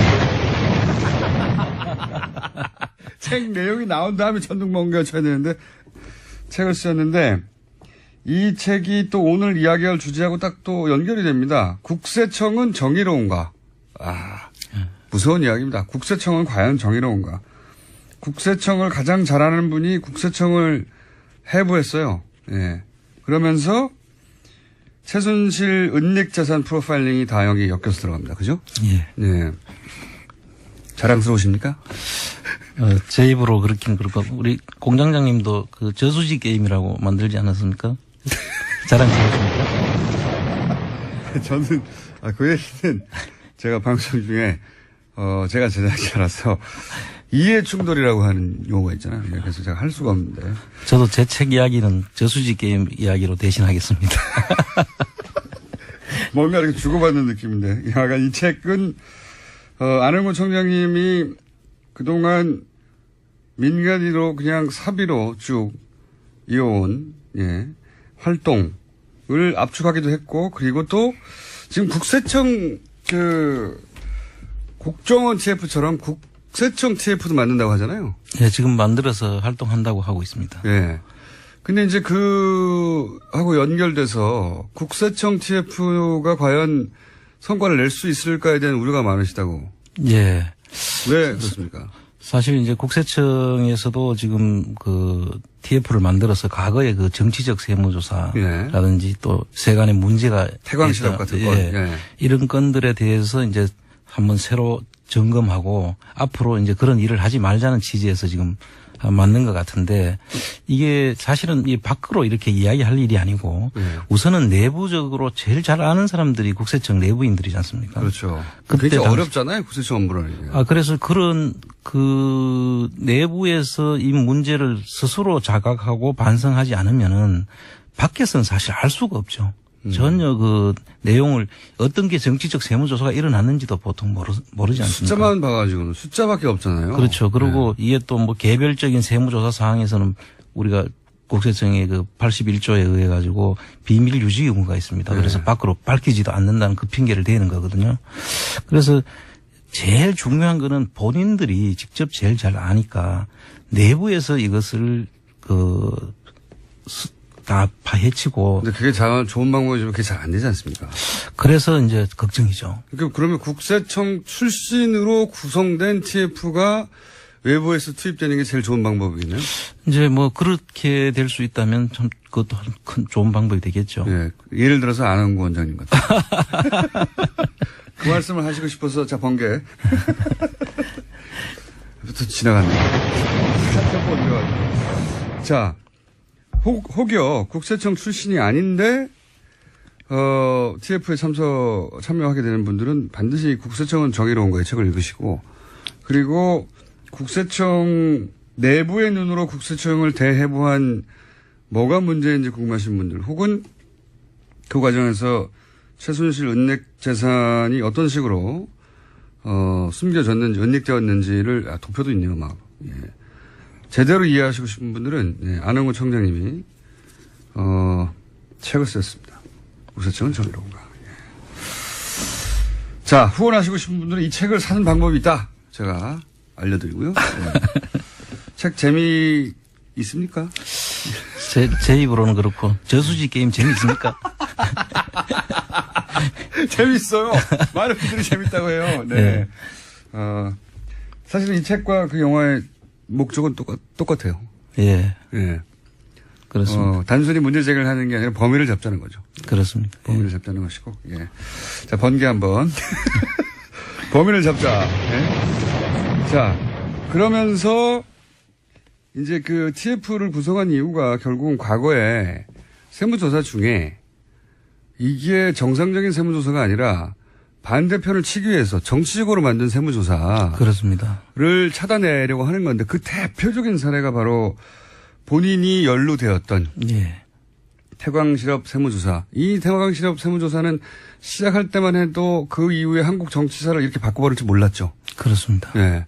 정치사를 바꿔버렸습니다. 노무현 대통령 서거하셨고 지금 문재인 대통령의 정치 출마 뭐랄까요 결심도 거기서 시작된 거거든요. 그렇습니다. 네. 예. 이 정부를 탄생시킨 첫 출발이 했던 사건이에요, 이게. 그렇습니다. 예. 예. 그런데 그 사건의 한가운데 안원구 청장님이 계셨기 때문에, 예, 이 사건은 근데 그 중요도만큼 세상에 별로 알려지지가 않았어요. 왜냐면 예.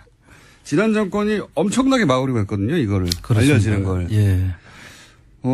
예를 들면 2012년 대선 한 2달 전쯤에 정기국회 국정감사가 있었는데. 그렇습니다. 그때 청장님을 이제 불러서 예. 증인으로 채택하고자 했죠. 그렇습니다. 그때 얘기 좀 해 주십시오. 지금 자유한국당이 지금 현재 그 정기국회를 보이콧하고 있지 않습니까? 곧 네. 국정감사를 앞두고 있는데 그 국정감사를 앞두면은 그 각 당에서 필요한 증인들을 신청하게 돼 있습니다. 그렇죠.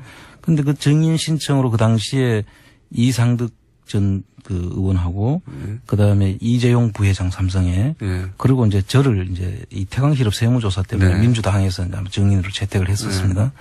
근데 그 당시에 이제 증인으로 나와줄 수 있느냐 그래서 제가 나가겠다고 했죠. 그런데 그 당시 자유한국당의 전신 새누리당이죠. 그 새누리당에서 이상득 이재용까지는 되지만 안원구는 절대 안 된다고 하는 거예요. 심지어 그러니까 당시 현직 대통령 이명박 대통령의 형은 되는데 예. 그리고 삼성 이재용 부회장도 되는데 예. 안원구는 안 된다는 거 아닙니까? 그때. 예. 그 당시에 그 언론에 보면 그런 내용들이 지금 있습니다. 그래서 그 왜 안원구가 안 되느냐 지금 이제 그 당시에 생각을 해보니까 그때 다루려고 했던 게 이 태광실업 세무조사였어요. 그렇죠. 예. 그 태광실업 세무조사를 다루려고 하니까 그 당시에 이제 문재인 그 후보가 있으니까 그게 바로 오버랩 되지 않습니까? 그래서 대선에 영향을 미칠 수 있을 것이라고 생각을 했던 것 같고요. 자기들한테 불리하니까 엄청나게 불리하게 작용할 수도 있다고 판단한 것 같아요. 그리고 이제 안원구 청장님이 나가서 그냥 있는 그대로 얘기하는 것만으로도 그렇습니다. 이게 태광 그 세무조사가 정치적 조사였고 노무현 대통령 한마디로 노무현 대통령을 때려잡으려고 한 거 아닙니까? 그렇습니다. 예. 다른 목적은 아무것도 없어요. 그렇습니다. 태광은 이렇게 국세청이 전방위로 나서서 관심을 가질 만한 사이즈의 회사가 아니잖아요. 그렇습니다. 예. 한 600이 밖에 회사였고 저쪽 부산도 외곽의 김해 쪽에 있는 회사였죠. 그런데 이제 노무현 대통령을 때려잡으려고 하다가 결국 여기까지 가서 태광실업을 조사하라고 실제 이루어졌죠. 예. 그래서 이제 그 당시 그 내용을 진실을 이제 밝히기 위해서 네. 그 당시 안민석 의원이 이제 그 태강실업 그 당시만 하더라도 안민석 의원이 참 안 알려진. 그렇습니다. 예, 그 당시에 그럼 제가 와서 그 문제를 자기가 파헤쳐 보시겠다고 그래서 제대로 파헤칠까 의구심도 있고 그랬지만 열심히 그때도 하더라고요. 네. 그래서 열심히는 항상 해왔어요. 그분이. 예, 그래서 그분이 그때 파헤치기 위해서 증인을 신청하길래 제가 응했는데 결국은 증인이 채택이 안 됐습니다. 그 과정이 또 드라마틱하지 않습니까? 증인 채택을 했고 안 돼 가지고 네. 그 당시에 동영상을 제가 가지고 있던 그 한상률 하고 저하고 대질신문하는 네. 그 동영상을 태강실업에 제가 하려고 했다는 예. 나를 하려고 했다고 하는 그 동영상이 있었습니다. 네. 그 동영상을 지금도 유튜브에 돌고 있죠. 그 내용을 이제 틀었습니다. 그 당시에. 그러니까 이제 그때 새누리당 의원들이 강력하게 반발을 했죠. 증인 채택을 안 했는데 결과적으로 내 동영상이 도니까 증인을 채택한 거 아니냐. 그리고 더더욱이 좋은 증인 채택은 필요 없다고. 예. 그랬고. 그래서 그 다음에 이제 제가 국감장에 이제 안민석 의원이 차 한잔 하자고 해서 이제 갔다가 국감장을 올라가게 됩니다. 그 당시에 최재성 의원하고 네. 그 다음에 안민석 의원, 박원석 의원, 김현미 의원 네. 그때 이제 그분들하고 차 한잔 하자고 해서 국감장에 좀 내한테 자문을 구할 게 있다고 해서 그 국감장을 올라가는데 난리가 났어요. 어떻게 생난리가 났습니까? 그 당시에 들어가는데 이제 방호원이 안 옵니다 그러면서 감을 지는 거예요. 그래서 내가 이게 뭐지 하고 이제 네. 들어가는데 엘리베이터 꺼 이런 소리가 들리더라고요. 국감장 들어가려고. 국감장 들어가는데. 네. 그럼 국회의원들하고 같이 들어가는 거예요. 그 네. 피감 기관에서 예. 감사를 하려는 국회의원들하고 그때 같이 당시 이제 피감 기관은 국세청이죠. 국세청이죠. 네. 그런데 엘리베이터 본인이 평생 일한 국세청. 그렇습니다. 그 너무 참담했는데요. 그 당시에. 국세청에 그래서 들어가려고 했는데 안 온구다 하더니 갑자기 엘리베이터를 끄라고 감을 치면서 엘리베이터가 이제 꺼졌죠. 국세청에서 꺼지고 나니까 꺼버렸어요. 어디서 나타났는지 예. 국세청 직원들이 계단을 이제 올라갈 수 있는 계단이 이제 엘리베이터와 계단밖에 없는데 그렇죠. 그 계단을 다 막아선 거예요. 전 직원들을 안 오는 거 동원해서. 못 들어오게. 결과적으로 제가 못 들어간 거는 당연하지만 예. 국회의원들도 감사를 못 하게 되는 그 상황이 벌어진 거예요. 말도 안 되는 상황이죠. 그건 말도 안 되는 상황이죠. 피감기관이 지금 국회의원들을 안원구 막자고 국회의원들도 막아버린 거 아닙니까? 그렇습니다. 눈에 보이는 게 없는 거죠. 네, 그래서 이성을 잃은 거죠. 근데 피감기관이 국회의원을 막는다는 건 상상할 수 없거든요. 상상할 수 없죠. 근데 그 장면들이 그 당시에 그 국감장이니까 기자들이 많았지 않겠습니까? 엄청나게 많았겠죠. 그 기자들이 다 내려와서 다 촬영을 하고 다 찍었죠. 대단한 특종인데. 예, 엄청난 특종인데 기사화된 적이 한 줄도 없은 거예요. 이게 저는 더 말하고 싶어요. 그러니까 피감기관이 그 감사하러 온 국회의원들을 막았어요. 4명이나. 그렇습니다.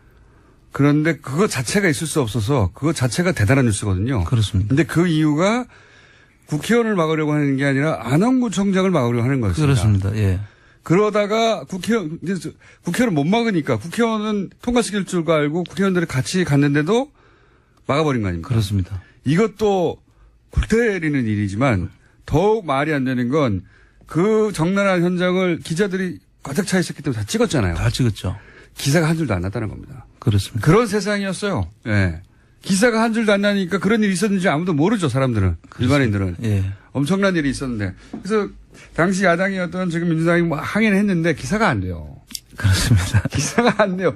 기사를 막아버렸어요, 다. 기사가 한 줄도 안 나와가지고 그런 일이 있었는지를 몰랐고 그걸 처음으로 지금 말씀하시는 겁니다. 지금 네, 방송에 나와서.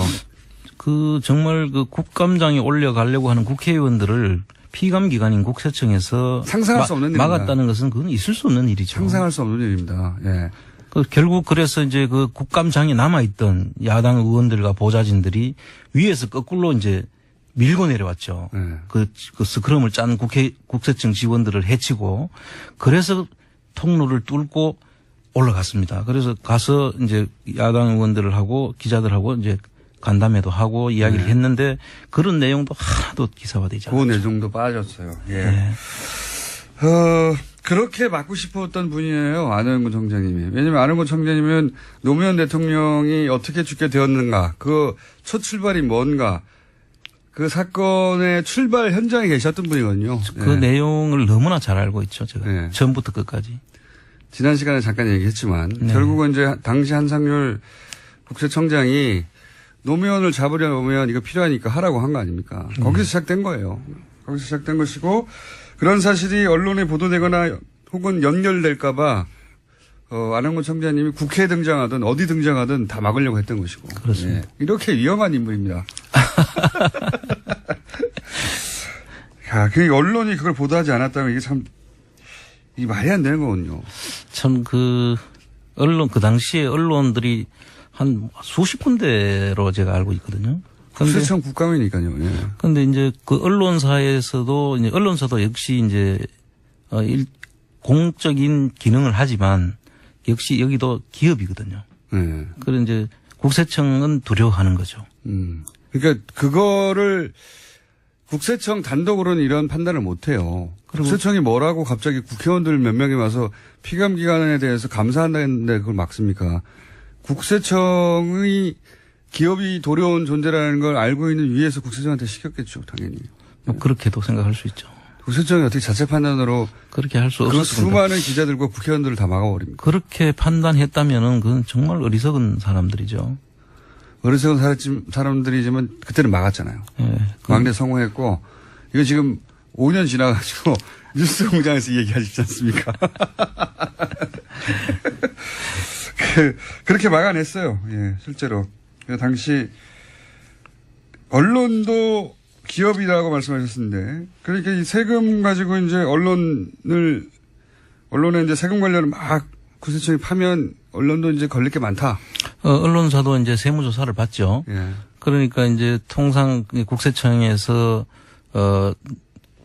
바람직하지 않다고 생각하는 기사 이런 것들은 국세청이 이제 언론사를 가서 이제 뭐 담당이 있습니다. 사실 그 국세청 안에 각 그 정해진 언론사 담당이 있어요. 그 담당들을 뭐 담당 국장들이 보통 이렇게 가서 그 언론사 사주 내지는 경영진들한테 이야기를 하죠. 그럼 또 경영진들은 기자라든지 이 뉴스의 그 편집자들한테 이야기를 해서 그 기사가 빠지곤 하는데 여기 그걸 적나라하게 보여주는 사례죠, 이게. 누군가 어딘가에 구석에 썼을 수는 있어요. 네. 근데 이제 포탈에 노출이 안 되고 이러면 존재하지 않는 기사나 마찬가지니까요. 이건 네.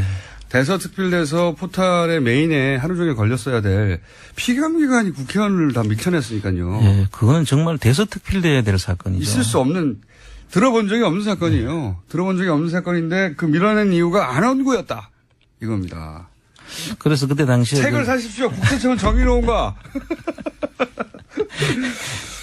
자, 번개가 안 나오네요. 또 저희 PD가 턱을 개고 혼자 빠졌어요. 또. 예. 자, 그런 일이 있었습니다. 이제 방송에 나오셔서 5년 만에 처음으로 그때 있었던 일을 말씀하시는 거고, 근데 그게 다 실제로 막아졌고 기사도 막아졌고 본인이 증인으로 나서는 것도 막아졌고요. 그렇습니다. 그때는 막는 게 성공했고 그리고 나서 박근혜 정권이 나와서 이 문제는 거론되지 않았고요. 그때 뉴스공장 있으면 저희가 했을 텐데. 네. 사실 이런 문제들이 그 당시에 문제가 됐었으면 그 뒤에 일어나는 정치적 세무조사들은 상당히 힘들었을 거고 네. 어렵지 않았겠습니까? 그런데 그때 이런 것들이 다 묻히고 넘어가니까 또 그 뒤에 계속 자행이 된 거죠. 성공하니까요. 예. 되니까. 그래서 이명박 박근혜 정부에서 많은 정치적 세무조사들이 일어났죠. 이명박 박근혜 정권 하에서 이것은 정치적 세무조사의 의혹이 짙다. 예. 이런 것도 한번 다뤄볼 필요가 있겠습니다. 저희가. 최순실 박근혜 게이트, 최순실 은닉재산 프로파일링도 해야 되지만 네. 그건 앞으로 계속 해야 할 일이고요. 예. 이 말 나온 김에 이 사건 굉장히 의심스럽다. 보시기에 그런 사건들이 있었을 거 아닙니까? 예, 그렇습니다. 이명박 정부 때 뭐 토속촌 같은데, 네. 그 다음에 뭐 우리들 병원이라든지, 네. 뭐 제피로스라든지 이런 회사를 조사한 것은 이명박 정부의 그 이후에도 일어났고, 박근혜 정부 그때는 때 명백히 이제 노무현 대통령을 잡기 위한 것이었고. 그렇죠. 그거는. 예. 박근혜 정부 때도 그 세계일보 세무조사 같은 경우도 정윤회 문건 사건이 세계일보가 보도를 하고 난 다음에 그렇죠. 세무조사가 예상이 됐는데 그 뒤에 흐지부지 됐죠. 흐지부지 됐죠. 그러니까 그런 게 실질적인 정치적 세무조사의 그 의심을 충분히 입을 막게 하기 위해서. 한다고 하고 했는지 안 했는지도 모르고 어떻게 끝났는지도 모르는 그런 정치적 세무조사. 그 정치적 세무조사라면은 세무조사를 그 선정하는 대상자를 선정하는 과정과 조사하는 방법과 조사 뒤의 결과 조치 이런 부분들에 있어서 정상적이지 않은 것은 다 정치적 세무조사를 우리 수사를 정치적이라고 말을 하지만 그 속에는 여러 가지 이야기가 다 숨어 있지 않겠습니까? 보통은 이제 그 검찰의 정치적 편향에 대해서 혹은 정치적 수사에 대해서들 말들 해왔고 오히려 검찰은 그렇게 노출이 되니까 그렇습니다. 기자들이 취재를 하고 그래서 그게 정치적 논란이 어쨌든 수면 위에 올라오긴 와요. 예. 근데 국세청은 조용히 사라지니까요. 국세청은 개별 기업 정보는 비밀 유지 의무 조항 81조를 정가의 보도로 쓰고 있죠. 그래서 그 부분에 대해서는 전향적으로 지금 좀 생각을 해봐야 될 그럼 겁니다. 정권이 국세청을 그런 식으로 사실은 과거에 많이 이용했겠군요. 그렇다고 봐야죠. 예. 본인이 직접 연루된 산증인이고. 예, 그렇습니다. 예. 산증인이고 그 이후로도 그런 정치적 세무조사가 전문가의 눈에 보기에는 있었다. 분명히. 많이 있었죠. 많이 있었다. 예. 그거 사례 좀 해보죠, 저희도. 예. 예. 자, 하실 일이 너무 많네요. 저는 몰랐는데 국세청 TF도 구성이 돼서 출범한다고 하니까 예. 그렇게 되면 또 안홍근 청장님 하실 일이 많겠죠. 사실 그 외부 인사들은 국세청 내부를 잘 모릅니다. 그분들이 뭘 알겠습니까? 전부 다 형식적으로 예를 들어서 숫자는 뭐 문제 없이 뭐 있겠죠, 그죠? 다 맞춰놨죠. 예, 맞춰놨겠죠. 그런데 그 이유도 다 달아놨죠. 예, 정상적인 이유처럼 보이게. 예, 밖에서 볼 때는 절대 알 수 없어. 그거를 가지고 제대로 알라 그러면 내부에 있는 사람들 자기들이 계획에 없던 조사를 하는데 어떤 경로로 왔는지는 누구든지 너무 잘 알지 않습니까? 국세청의 아주 은밀한 비밀이군요, 이거. 그렇습니다. 그래서 이런 부분들은 그 내부에서 자각과 자성이 없으면은 절대 밝힐 수 없는 등이에요. 근데 이제 그 스스로 개혁한다는 건 굉장히 어려운 일이라 외부의 힘이 필요한데, 근데 그게 국세청 출신이어야 한다, 기본적으로. 예, 그 내용을 잘 아는 사람이 하지 않고는 정상적인 그 개혁이 이루어질 수가 없다. 저는 그렇게. 그게 나다! 그리고 책도 사라! 국세청은 정해놓은 거. 네. 오늘의 주제는 여기까지. 결론은 책을 사라. 제가 그동안 죄송했거든요, 실제. 저희 출연도 얼마 안 되는데 도와드릴 방법도 없고 고민이 많았어요. 예. 저도 한마디 하겠습니다. 저수지 게임 많이 보라고. 여기까지 하겠습니다. 예. 안홍구 전 대구지방국세청장이었습니다. 감사합니다. 예, 감사합니다. 기절한 AS. 효과음을 내려면 타이밍을 좀 맞춰라. 저희 PD한테 오는 문자인 것 같습니다. 이 뒤에 육두 문자가 붙어 있겠죠. 자. 어제 저수지 게임을 보러 갔는데 공장장 얼굴이 풀스크린으로 잡히는 순간 관객들이 다 웃었습니다. 저도 빵 터졌거든요. 네. 저도 그렇게 나올 줄 몰랐습니다. 아주 짧게 한 컷만 나오는데 예. 부끄럽습니다. 저 아일랜드 아킬섬에서 엽서 보낸 햄입니다. 어차피 길게 써도 안 읽어줄 것 같아서 세 줄 썼어요. 잘하셨어요? 예. 시사요정 인형 만들자는 의견에 동의합니다. 차 안에 두면 잡귀신을 물리칠 것 같습니다. 자, 이거 아주 좋습니다. 그러면 알아서 만들어 보세요. 예. 이 댓글 부대가 요새 유행이에요. 예, 원정우 씨에 이어서 황교익 선생님 댓글 부대 오늘 아침에 등장한 거 아십니까? 아침 8시 8분에 선생님 가을 전어에 대한 설명 잘 들었어요.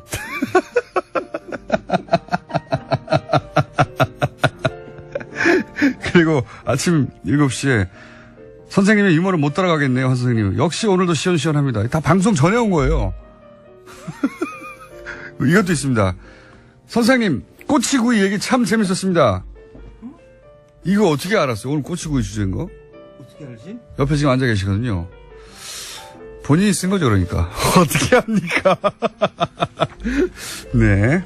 이것은 저희도 몰랐던 주제를 알 수가 없는 거 본인만 아는 주제거든요. 이건 본인 가족, 본인, 친인척 등등이 보낸 문자가 틀림없다. 네.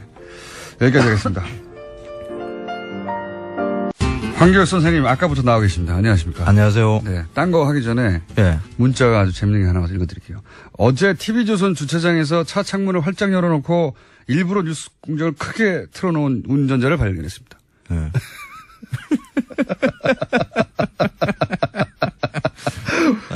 마음이 울컥했습니다라고 문자 보냈어요. 재밌는 분이네요. 네. 근데 진짜 그거 꼬치구이 오늘 이야기한다. 누구한테 얘기하셨어요? 작가하고 저하고 밖에 모르죠. 주제. 저희 작가가 이런 문자를 보낼 리가 없어요. 아니 그게 어떻게 그런 게. 본인이 하신 거예요 그러면? 아니 제가 홈페이지 들어가지도 않았는데. 본인이 하신 거예요. 이상하네. 내가 도청당하고 있는 거 아닌가 하는 그런 불길한 느낌. 제 생각에는 말이죠. 앞으로 예. 이 문자를 저희가 슬렁슬렁 보는데 전수조사를 좀 해야 되겠어요. 전수조사를 해가지고 친인척들이나 알바들을. 자, 꼬치구이. 꼬치구이가 왜 등장했습니까? 그 문재인 대통령이 러시아 네. 순방을 했어요. 네. 그래서 뭐 거기서 9개의 다리를 놓겠다. 네, 러시아와의 예. 관계를 북방 이야기를 정책 했었는데 러시아와 우리가 그렇게 좀 뭐 전쟁 이후에 그렇게 좀 먼 관계로 문화적으로 네. 이렇게 연결이 안 돼 있는 것으로 보통 많이 굉장히 멀리 느끼죠. 네. 생각을 해요. 그런데 러시아에서 가장 흔히 먹는 고기구이가 고기요? 우리 제사상에도 오르는 음식이다라는 것을. 아, 그래요? 예. 그걸 갖다가 설명드리려고. 그래요? 러시아 음식이 우리 제사상에 올라가요? 뭡니까? 사슬릭이라고 아시죠?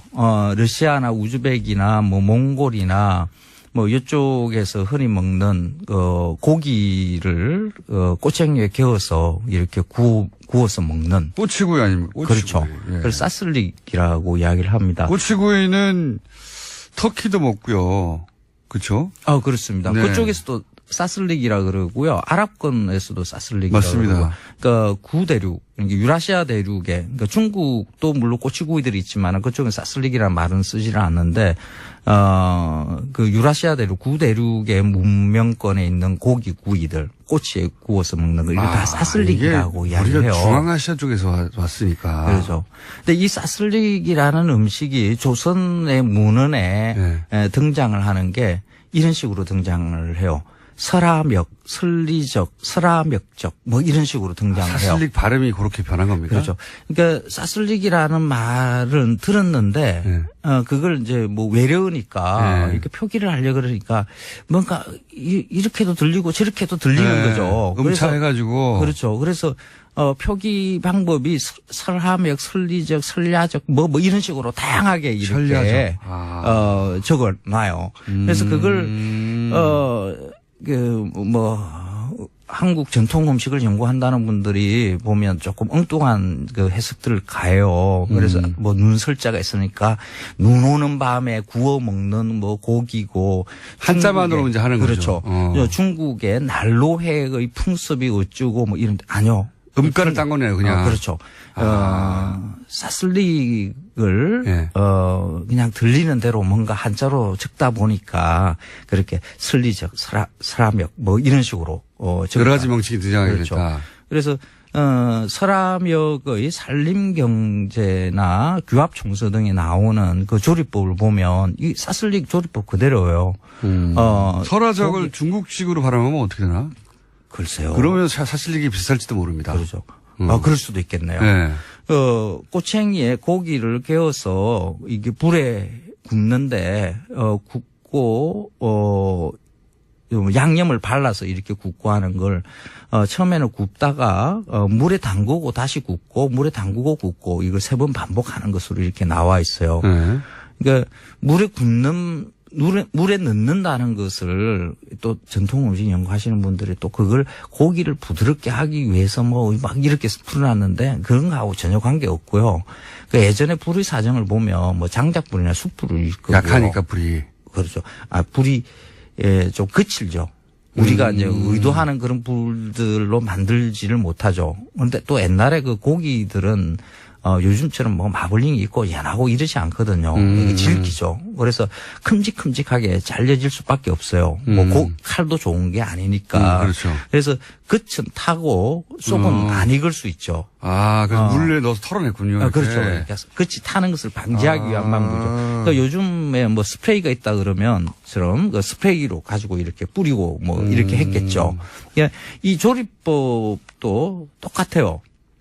이제 이런 꼬치구이 음식, 설암역, 설리적 뭐 이런 것으로 말로 내려오던 것이 우리의 제사상에 뭐 차례상에 올리는 그 음식에 그대로 들어와 있어요.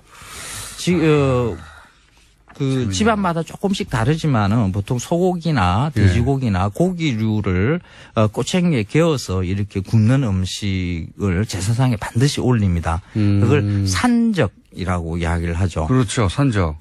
산적. 그리고 또 일부 지방에서는 사슬적 이렇게 이야기를 합니다. 아, 이거 사슬릭하고 거의 갖다 붙기 시작하네요. 그렇습니다. 그러니까 산적이라는 말도 사슬적에서 이렇게 넘어갔을 것이다라고 볼 수가 있어요.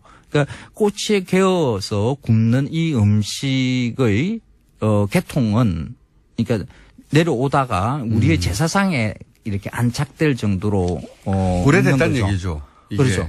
그러니까 러시아가 이거 뭐 공산화 이후에 우리가 뭐 전쟁 북한과의 남북 분단 뭐 이런 과정에서 저 멀리 떨어져 엄청나게 있는 멀어져 있는 것 같은데 그런 그 국가로 이렇게 여기지만 실제로 음식 문화의 맥락으로 보면 오히려 중국보다도 우리와 더 이렇게 긴밀한 관계를 가지고 있는 것일 수도 있다. 그럴 수도 있겠네요. 이게 다 중앙아시아에서 흩어져간 나라들이 가지고 있는 공통점이네요, 이게. 그렇죠. 음식에. 그러니까 이런 그 조선이나 뭐 이런 그 고 문서들 옛날에 어떤 음식을 먹었는가에 대한 기록들 이런 것을 들여다볼 때 우리는 분단 이후에 우리 갇혀 있는 상황에서 지금 현재 정치적 사회적 상황에서의 것으로 자꾸 들여다보려고 그러고 그 우리의 조상들의 지혜로운 조리법 뭐 이런 식으로 해석을 하는 것들이 일반적이거든요. 이런 시각을 버리고 조금 더 넓게 저 아시아 대륙 유럽 대륙 뭐 이런 것과 어떻게 연결되어 있는 건가. 우리 어족이 알타의 어족 아닙니까? 우리가. 그렇죠. 예. 그래서 거기서 다 넘어왔어요. 그렇게 연결해서 보면 우리의 음식 문화가 저 대륙 러시아 넘어서 우즈벡 넘어서 아랍 넘어서 그 유럽까지 이렇게 다 있는 그 음식의 맥을 읽을 수가 있습니다. 그 맥 그 시베리아 횡단 열차의 맥과 같은 거죠. 지금 우리는 분단되어 있어서 그 부산에서부터 출발하는 그 기차가 맞습니다. 땅이 다 연결돼 있거든요, 이게. 그렇죠. 지금 문재인 대통령이 갔던 그 블라디보스톡, 그 블라디보스톡의 그 역을 그 유라시아 대륙을 연결하는 시베리아 횡단 열차의 시작점으로 이렇게 지금 그 러시아에서는 보거든요. 근데 그 블라디보스톡에서부터 밑에 경의선을 통해서 내려와서 부산까지 내려가요. 그 연결 통로를 김대중 대통령이 이제 그 연결하자 해서 그렇게 저도 그거 연결했었죠. 정말 바랍니다. 진짜. 땅이 연결되지 않아서 우리가 정신도 고립되거든요. 그렇죠. 섬처럼 사고예요. 그 블라디보스톡 항상 주장하는 겁니다, 저도. 블라디보스톡에 가면 거기서 이야기하는 도시의 이미지를 아시아의 시작, 유럽의 끝 이렇게 이야기를 해요. 아시아의 시작. 근데 그 연결 고리를 부산까지 와야 돼요. 부산이 좋습니다. 그렇게 하죠. 아시아의 시작이고 유럽의 꼬치구이 끝이에요. 들고 야 우리 다 통하는 데야 이러면서 그 기차에서는 꼭 이 꼬치구이를 그래서 문재인 대통령이 러시아와 9개의 다리를 놓겠다 하는 그런 게 문화적으로도 굉장히 의미 있는 일이다. 음식 문화에서도. 예. 황교익 씨였습니다. 고맙습니다. 감사합니다. 저는 오늘 뵙겠습니다. 안녕. 증언이 나온 만큼 사이버 사령부도 이제 TF가 구성돼서 돌아가겠죠? 네, 청와대 국가안보실과 보고 및 협조 체계를 갖춰서 4개월 정도 활동할 예정이라고 합니다. 네, 이제 이렇게 되면 김관진 당신은 국방장관이죠. 네, 나중에 안보실장이 됐던.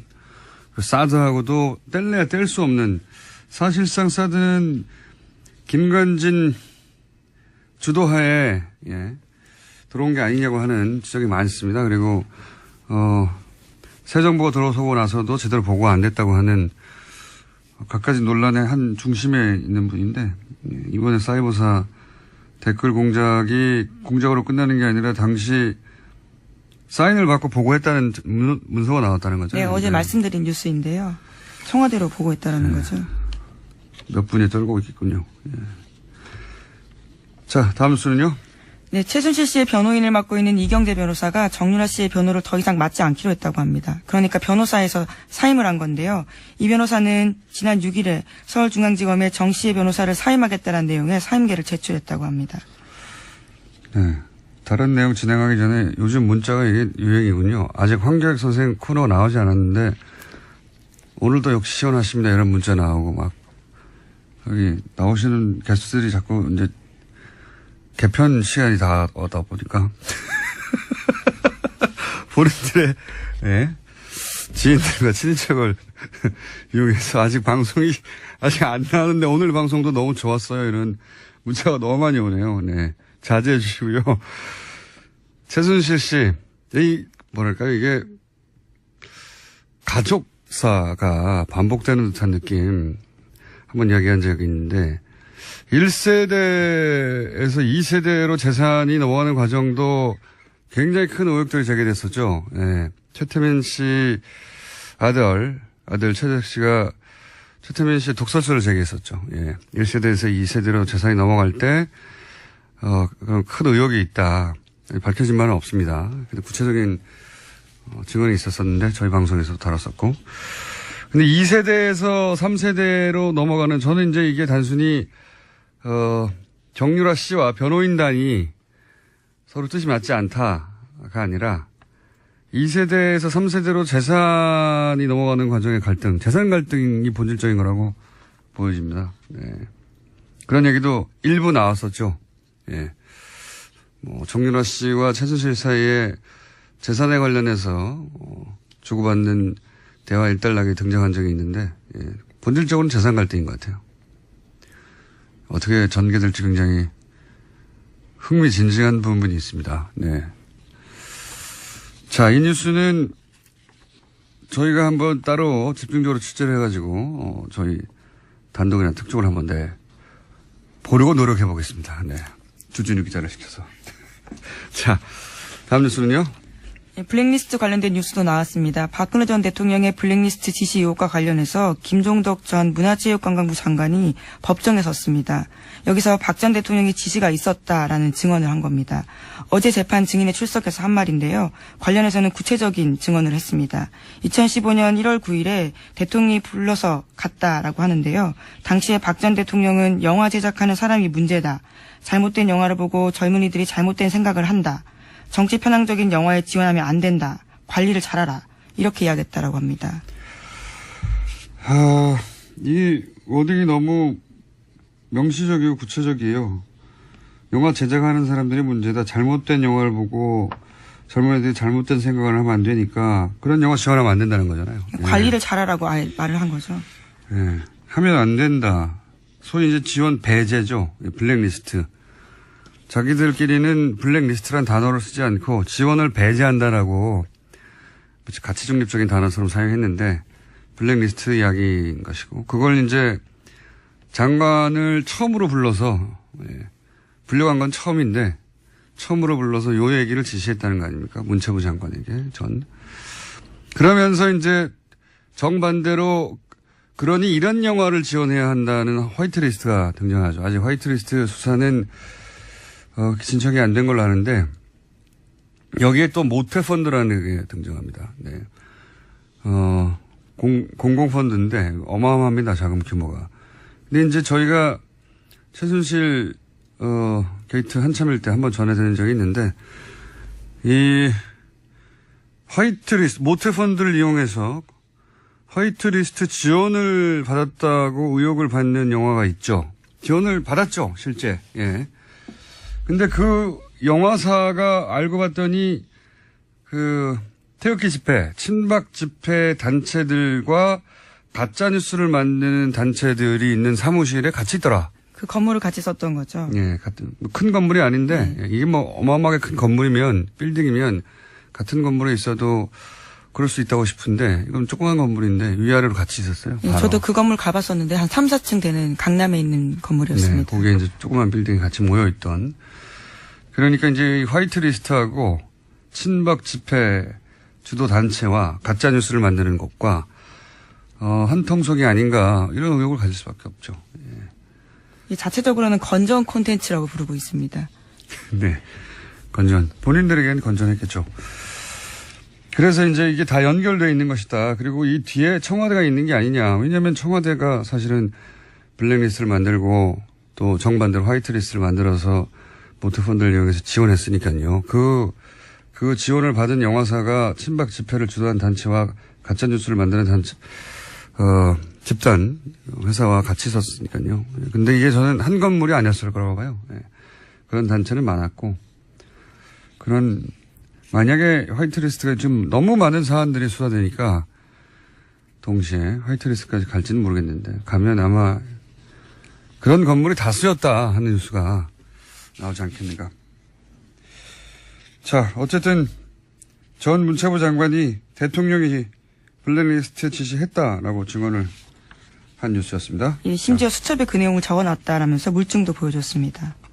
알겠습니다. 이정열 판사님이 어제 술을 과하게 드시고 몰입할 수 있기 때문에 그러면 현재 기준으로 행방불명이거든요. 저희가 아무리 전화해도 시간이 안 되면 다른 분이라도 예. 예를 들면 박범계 의원처럼 네. 최고위원이지만 수면에서 깨어났을까지 확실시되는 분에게 저희가 연결한다든가 노력해보겠습니다. 다음 뉴스는요? 네, 검찰이 한국항공우주산업 그러니까 카이를 압수수색하던 날 친박계 이정현 의원이 그 자리에 있었다라는 사실을 경향신문이 보도했습니다. 어제 이 의원의 조카가 조작된 점수로 카이에 입사했다라는 사실을 말씀드린 바가 있는데요. 하필이면 그날 이 의원이 거기 있었던 거죠. 하필이요. 예.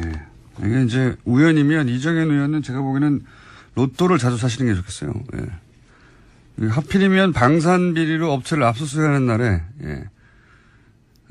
그런 날은 뭐 10년에 한 번 있을까 말까 하거든요. 이 업체가. 게다가 그 본사가 서울에 있는 게 아니라요. 경남 사천에 있습니다. 그런데 이제. 그리고 자신을 의존할 사장이 없는 날이지 않습니까? 보통은 사장이 있는 날 오는데. 그리고 이제 수많은 업체 중에 하필이면 본인이 조카를 취업을 청탁해서 부정 입사시킨 딱 그 업체를 하필 그날. 이런 우연을 만들어내는 기술이면 저는 로또가 가능하다고 봅니다. 부럽습니다. 예, 물론 본인의 해명은 있는데요. 현장 방문을 돌아가면서 하고 있었기 때문에 그때 그 자리에 있었다라는 겁니다. 이유야 뭘 못했겠습니까? 예. 어쨌든 이건 이제 우연이라고 주장하시는 거죠. 예. 굉장히 부럽습니다. 로또를 사시는 게 좋겠고요. 근데 이제 본인 조카를 부정 입사시킨 요 사건 자체는 이미 수사가 들어가서 네. 아마 결과가 나올 것 같습니다. 하여튼 그 업체에 갔다. 근데 그 업체가 또 하필 압수수색 당하는 날 예, 아침에 가셔가지고 어떻게 그 소식을 알았는지. 자, 일단 여기까지 하겠습니다. 감사합니다. 시사인의 김은지였습니다. 감사합니다. 어제 저희가 잠깐 전해드렸는데 트럼프 정부가 다카 프로그램 불법 체류 청년 추방 유예 프로그램 오바마 정부가 시행한 프로그램이죠. 이 결정으로 미국 전역에서 반발이 일고 있는데 한인사회 분위기는 어떤지 저희가 잠깐 짚어보겠습니다. 미국 시민 참여센터 김동석 상임이사 연결돼 갈등 자체를 제약시했는데 국민통합이라는 단어가 일종의 사기였죠. 예. 정부가 다른 목소리를 내는 사람을 탄압하는 어떻게 모두 같은 생각을 합니까? 예수님도 실패했는데 부처님도 실패하고 여간 갈등 자체는 뭐 문제가 아닌데 갈등을 어떻게 상대하느냐 이게 이제 장기적으로 문제가 되겠죠. 이번 정권에서도 사드 관련해서 말들이 많습니다. 여하간 자 다음 뉴스는요. 네, 국정원 민간인 댓글팀 소식 계속 전해드리고 있는데요. 이번에는 국정원 퇴직자 모임 전현직 간부들한테 검찰이 구속영장 청구한 바가 있습니다. 오늘 그 소식이 나왔는데 영장이 모두 기각됐습니다. 서울중앙지법 오민석 영장전담 부장판사가 오늘 밝힌 바인데요. 범죄 혐의는 소명되나 수사 진행 경과 등에 비춰 도망 및 증거인멸의 염려가 있다고 보기 어렵다면서 양지회 전 기획실장 노모 씨에게 청구된 구속영장을 기각했습니다. 오민석 부장판사는 우병우 영장 기각한 분 아닙니까? 네, 첫 번째 영장을 기각했던 판사입니다. 첫 번째, 두 번째 영장이 모두 기각된 바가 있는데요. 네. 또 이정열 전 판사님이 소환이 돼야 되겠네요. 이게 정말 이해가 안 가네요. 일반적인 상식으로도 이 댓글 수사야말로 증거인멸의 화신들 아니었나요, 이때까지? 대마왕 케이스 아닙니까? 증거인멸에. 이거 뭐 개인 차원이 아니라 국정원 차원에서도 처음부터 부인하고 처음부터 자료를 내놓지 않고, 몇 년이 지나서야 TF 만들어지고 나서야 이제 조금씩 드러나는데, 실제로 근데 더욱 말이 안 되는 건 이 양재 간부들이 수사가 진행되자 또 압수수색을 앞두고 증거를 삭제하거나 은닉하지 않았습니까? 네, 그런 혐의로 또 다른 양지의 현직 간부 박모 씨 같은 경우에도 영장이 청구가 된 바 있는데요. 이 간부 같은 경우에도 영장 기각됐습니다.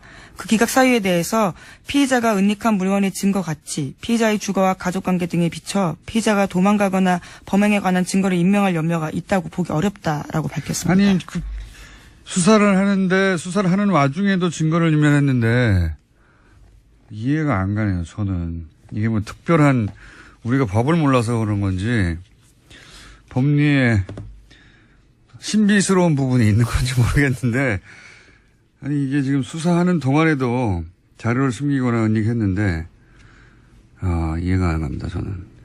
검찰의 입증이 좀 더 부족하다라고 판단했을 수는 있는데요. 관련해서 검찰발로 나온 소식도 있습니다. 말씀하신 자료 삭제와 관련된 부분인데요. 검찰이 양지의 사무실에 하드디스크 압수수색했는데 여기서 문제 보고서가 삭제된 채 발견됐다라고 합니다. 복원을 그러니까요. 삭제를 했는데 포렌식을 해서 복원을 했다는 거잖아요. 예. 삭제하고 외부로 빼돌리고. 네, 그 보고서 같은 경우에는 해당 문건이 국정원 심리전단에 정기적으로 보고한 내용이 담겨 있다고 합니다. 당연히 양지는 이제 민간인들이거든요. 민간인이 국정원에 보고했다고 하는데 그런 문서를 일부러 삭제한 거 아니에요. 근데 이게 어떻게 그럴 만한 은닉한 물건의 증거 가치가 없다고 합니까? 보고서가 삭제됐는데 그게 나왔는데 이해가 안 가네요, 저는 잘. 서울중앙지법 영장판사이자 양승태 대법관의 마지막 인선에 대해서 말들이 많은데 또 한 번 논란이 되겠습니다, 이 사안은. 저희가, 이정열 판사님이 기상하시는 대로. 새벽에 전화했는데 아직 안 일어났어요? 네. 이분은 새벽에 나온 결과여서. 네. 새벽에 설마 이게 기각될 줄 몰랐기 때문에 제가 미리 섭외를 못 해주는 우를 보고 있네요. 예. 기상하는 대로 연결 한번 해보겠습니다. 자, 다음 뉴스는요? 네, 국방부가 어제 댓글 공작 진상규명 TF를 구성했다고 합니다. 국방부는 군사이버사령부가 2012년 대선 개입을 계획한 사이버 심리전 지침을 청와대에 보고했다는 의혹이 제기되자 TF를 구성해서 조사에 착수했다고 밝혔습니다. 뭐 보고했다는 의혹 정도가 아니죠. 보고했다는 당사자가 내가 보고했다고 했으니까 사실상 강력한 주장이 나온 건데 국정원 TF가 아시다시피 몇 달 돌아갔고 이제 사이버 사령부 부단장이었던 당사자가 이런저런 식으로 보고하고 그리고 활동을 했다는 것입니다. 안녕하세요, 이사님. 네, 안녕하세요. 뉴욕입니다. 미국이시군요. 알고 전화드렸습니다, 미국인 줄. 자, 네. 예, 지난 주말 한국에 계시더니 벌써 미국 가셨네요. 이 다카 페이지 이 급한 일 때문에 들어왔습니다. 우리 일이 이런 거기 때문에요. 아, 그렇군요. 우선 다카가 어떤 프로그램인지 간단하게 설명해 주십시오. 다카는 이민자 관련된 건데요. 2012년 말씀하신 것처럼 그 오바마 대통령이 대통령 명령으로 이를테면은 어린 나이에 16살 미만입니다. 스스로 어떤 것도 결정할 수 없는 아주 어린 나이에 본인 의지와 관계없이 이제 부모 손에 이끌려서 미국에 온 불법 체류자가 된 이런 사람들이 이 사회인이 되면서 무엇도 아무것도 할 수가 없었습니다. 추방 대상이 되기 때문에요. 그래서 그런 사람들은 누가 봐도 미국 시민이니까 오랫동안 미국에서 생활했기 때문에 그래서 추방을 막아줌으로 해가지고서 성인이 되면서 이런 사람들이 이제 그 운전면허증도 받을 수 있고 또 학교도 대학을 갈 수 있게 하고 또 취업도 할 수 있고 이렇게 하도록 오바마 대통령이 2012년 6월 달에 이제 대통령 행정 명령으로 추방 유예를 시킨 이제 대통령 명령입니다. 이게 다카입니다. 네. 뭐, 인도주의적 조처라고 사실 그때 당시, 뭐랄까요. 찬성하는, 특히 이민자 2세대들은 찬성하는, 환영을 받았었는데, 이 대상자가 굉장히 많았죠. 지금도 계속 늘어나고 있죠. 그렇습니다. 사실은 이게 왜 나오게 됐나 하면은, 뭐 다 들으셨겠지만 드리머라는 얘기가 이제 통용되고 있습니다. 뭐냐 하면은, 불법 이민자들의 자녀로 미국에 와서 교육받고 고등학교를 졸업했는데, 대학을 가려니까 이제 서류 미비자기 때문에 대학도 못 가고 이런 사람들이 1년에 거의 한 7만여 명씩 나타나는 거였어요. 2000년대 들어서. 예. 그래서 이거를 아시겠지만은 911 테러 이후에 이민자들을 의심이 간다. 그래서 이민자 그룹을 불법 이민, 합법 이민으로 나눈다. 이런 논란이 될 때 불법 이민을 추방하는데 그 중에서 우리가 보호해야 될 거는 이렇게 어린 나이에 미국에 와서 계속 미국에서 교육받고 미국 생활에 익숙한데 어디 추방해도 이게 미국 시민인데 그래서 이 사람들을 드리머죠. 이런 사람들을 영주권을 주자. 드림 액트입니다. 계속 이 드림 액트를 의회에서 제기해서 친이민적인 당인 민주당이 계속 이걸 통과시키려고 했는데 심지어는 오바마 정부가 들어와가지고 2008년부터 2012년까지도 통과가 안 됐어요. 네. 공화당의 벽 때문에. 그래서 오바마 임기 두 번째 첫 해인 2012년에 안 되겠다. 오바마 대통령이 이거는 비인간적이다. 적어도 어렸을 때 온 미국 시민일 수밖에 없고 나가면은 미국 시민인데 해가지고 이거를 영주권은 주지 못하지만 법이 통과가 안 돼가지고 그래서 다카라는 걸 만들어서 추방되는 건 막자. 그랬던 게 이제 다카고 그래서 이렇게 만들어지고 드리머라는 말이 이렇게 해서 이제 생겨난 그렇죠. 겁니다. 아니 유치원 때 왔는데 본인은 불법의 인식조차 없고 결정권도 없는데 결국 미국 교육을 평생 받았는데 갑자기 떠나라고 하면 갈 곳도 없고요. 그래서 이제 이런 법안이 만들어진 건데 실제 그리고 또 이런 사람들이 뭐 실리콘밸리나 이런 곳에 많이 취입해서 미국 경제에도 도움이 된다 이런 인식도 있고요. 그런데 갑자기 지금 트럼프 대통령은 그 사람들도 평생 어릴 때부터 교육받아서 평생 미국에 자란 사람들 나가라는 거잖아요. 이렇게 되면 여기에 해당되는 한인의 규모는 얼마나 됩니까? 한인이 일반 지금 이 다카 폐지에서 어제 오늘 일반 언론에 뭐 7,000명, 10,000명 그러는데요. 사실 이거는 7,000명, 10,000명은 2012년 시행될 때 추방을 면제받으려고 신고한 사람들의 숫자였습니다. 2년마다 갱신을 하는데요. 그래서 지금 이렇게 종합해 보면은 한 16,000명 이상이다라고 하는 게 맞다. 이게 이제 우리 이 한인사회 이 이민 권익 운동하는 사람들이 추정하는 숫자입니다. 그리고 LA 뉴욕 한인 커뮤니티에 생각보다 굉장히 많고요. 그래서 이게 폐지되면은 한인사회도 작지 않은. 안녕하세요. 김어준입니다. 서울시가 가구소득과 미취업 기간 등을 기준으로 청년들 구직 활동을 지원하겠다며 월 50만 원 한도로 지급하는 청년수당 클린 카드라는 게 있습니다. 이 카드로 노래방, 소주방, 영화관 등도 이용 가능하다며 보수 진영에서는 진작부터 문제 삼아왔습니다. 지난달에는 구체적으로 용처 제한의 항목까지 제시했었습니다. 학원 수강료, 시험 응시료 등으로 제한해야 한다는 거죠. 이런 이슈가 있으면 보수 매체는 이 카드로 모텔까지 결제 가능하다며 제목을 뽑습니다. 그런데 말이죠. 가구 소득이 낮은 미취업 기간이 길어진 청년들이 취업이 늦어져 형편도 어렵고 스트레스 받다가 소주도 한잔하고 영화도 한 편 보고 그리고 연인과 사랑도 할 수 있어야 그게 최소한의 사람답게 사는 꼴인 거죠. 미취업이 범죄가 아닙니다. 어떻게 사람이 취업 준비만 하고 삽니까? 청년들이 그 카드로 모텔을 가는 게 염치 없는 게 아니고 기성세대가 다음 세대에 제대로 된 일자리를 충분히 만들어지 못한 사회적 책임을 학원 수강료 좀 지원해 주는 걸로 다 했다고 생각한다면 그게 염치 없는 겁니다. 김어준 생각이었습니다. 김은지입니다. 네. 카드로 모텔도 가. 네. 이런 제목 잘 뽑아요, 보수 매체에서. 청년들 어딜 갑니까? 자기 집도 없는데. 자기들은 눈살롱 가면서. 자, 이런 뉴스 보면, 뭐랄까요. 공부하는 기계, 취업 준비하기 위한 기계, 그렇게 여기는 것 같아요. 예. 그리고 그것만 해주면 되지 뭘. 사람이 어떻게 그렇게만 삽니까? 청년을 바라보는 시각이 아주 단편적인 거죠. 그 특정 목적에, 봉사하는 어떤 기계 같은 존재, 부속 같은 존재를 여기는 것 같아요. 그래서 딱 그것만 기름칠 해주면 된다. 사람이 어떻게 그렇습니까?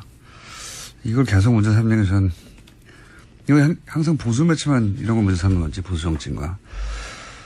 자, 첫 번째 뉴스는요? 네, 사드 배치를 두고 정치권 공방도 치열했습니다. 여당인 더불어민주당은 그동안 사드 배치에 부정적이었던 점을 인식한 듯이 이번 배치가 임시라는 사실을 강조했습니다. 하지만 야3당은 사드 배치에 애매한 입장을 보였던 더불어민주당이 혼란만 부추겼다면서 비판했습니다. 자유한국당은 괴담 유포에 대한 사과를 요구했고요. 국민의당과 바른정당은 수용할 수밖에 없는 현실이라고 하면서도 더는 소모적인 논란이 없어야 한다라고 강조했습니다. 정의당은 임시 배치가 말장난에 불과하다면서 대선 공약 파기라고 비판했습니다. 정의당에서는 이렇게 주장할 수 있죠. 근데 어제 김종대 의원이 또 트럼프의 푸들로 전락했다고 그래가지고 논란이 또 한 번 됐죠. 예. 뭐 정의당은 일관되게 사드 반대를 했기 때문에 이런 얘기 할 수 있습니다. 근데 푸들로 전락했다는 좀 많이 나갔네요. 예. 요게 이제 영국의 토니 블레어가 이라크 전쟁 때 미국보다 더 적극적으로 파병했다고 해가지고 그때 이제 부시의 푸들로 불리면서 이제 푸들이라는 단어가 푸들 자체는 털 안 빠지고 좋아요. 예. 실내에서 얘기해. 그런데 그리고 나서 워싱턴 포스트가 이명박 대통령 때 또 한 번 이런 표현을 사용했어요. 이게 토니 블레어의 강력한 경쟁자, 우리가 한 표현이 아니라 스트롱 컨텐더라고 이명박 전 대통령이 부시의 푸들이다 이런 표현을 한 적이 있는데, 근데 이게 너무 좀 나간 게 사드 배치를 그러면 미국보다 더 원한다 이런 맥락이어야 하거든요. 예. 시키기 전에 한다든가. 토니 블레어가 그랬다고 푸들이라고 들었는데 이건 좀 너무 나갔네요. 여하간 정의당의 입장이 이럴 수는 있습니다. 당연히. 시민들도 반대할 수 있고 시민단체도 반대할 수 있죠. 예. 진보적인 시민단체는 자기 정체성에 맞는 주장을 하는 거고요. 자, 이렇게 갈등이 있습니다. 뭐 사실 민주사회는 갈등이 익숙해져야 돼요. 예전에 국민통합 져야 한다 이러면서 과거에는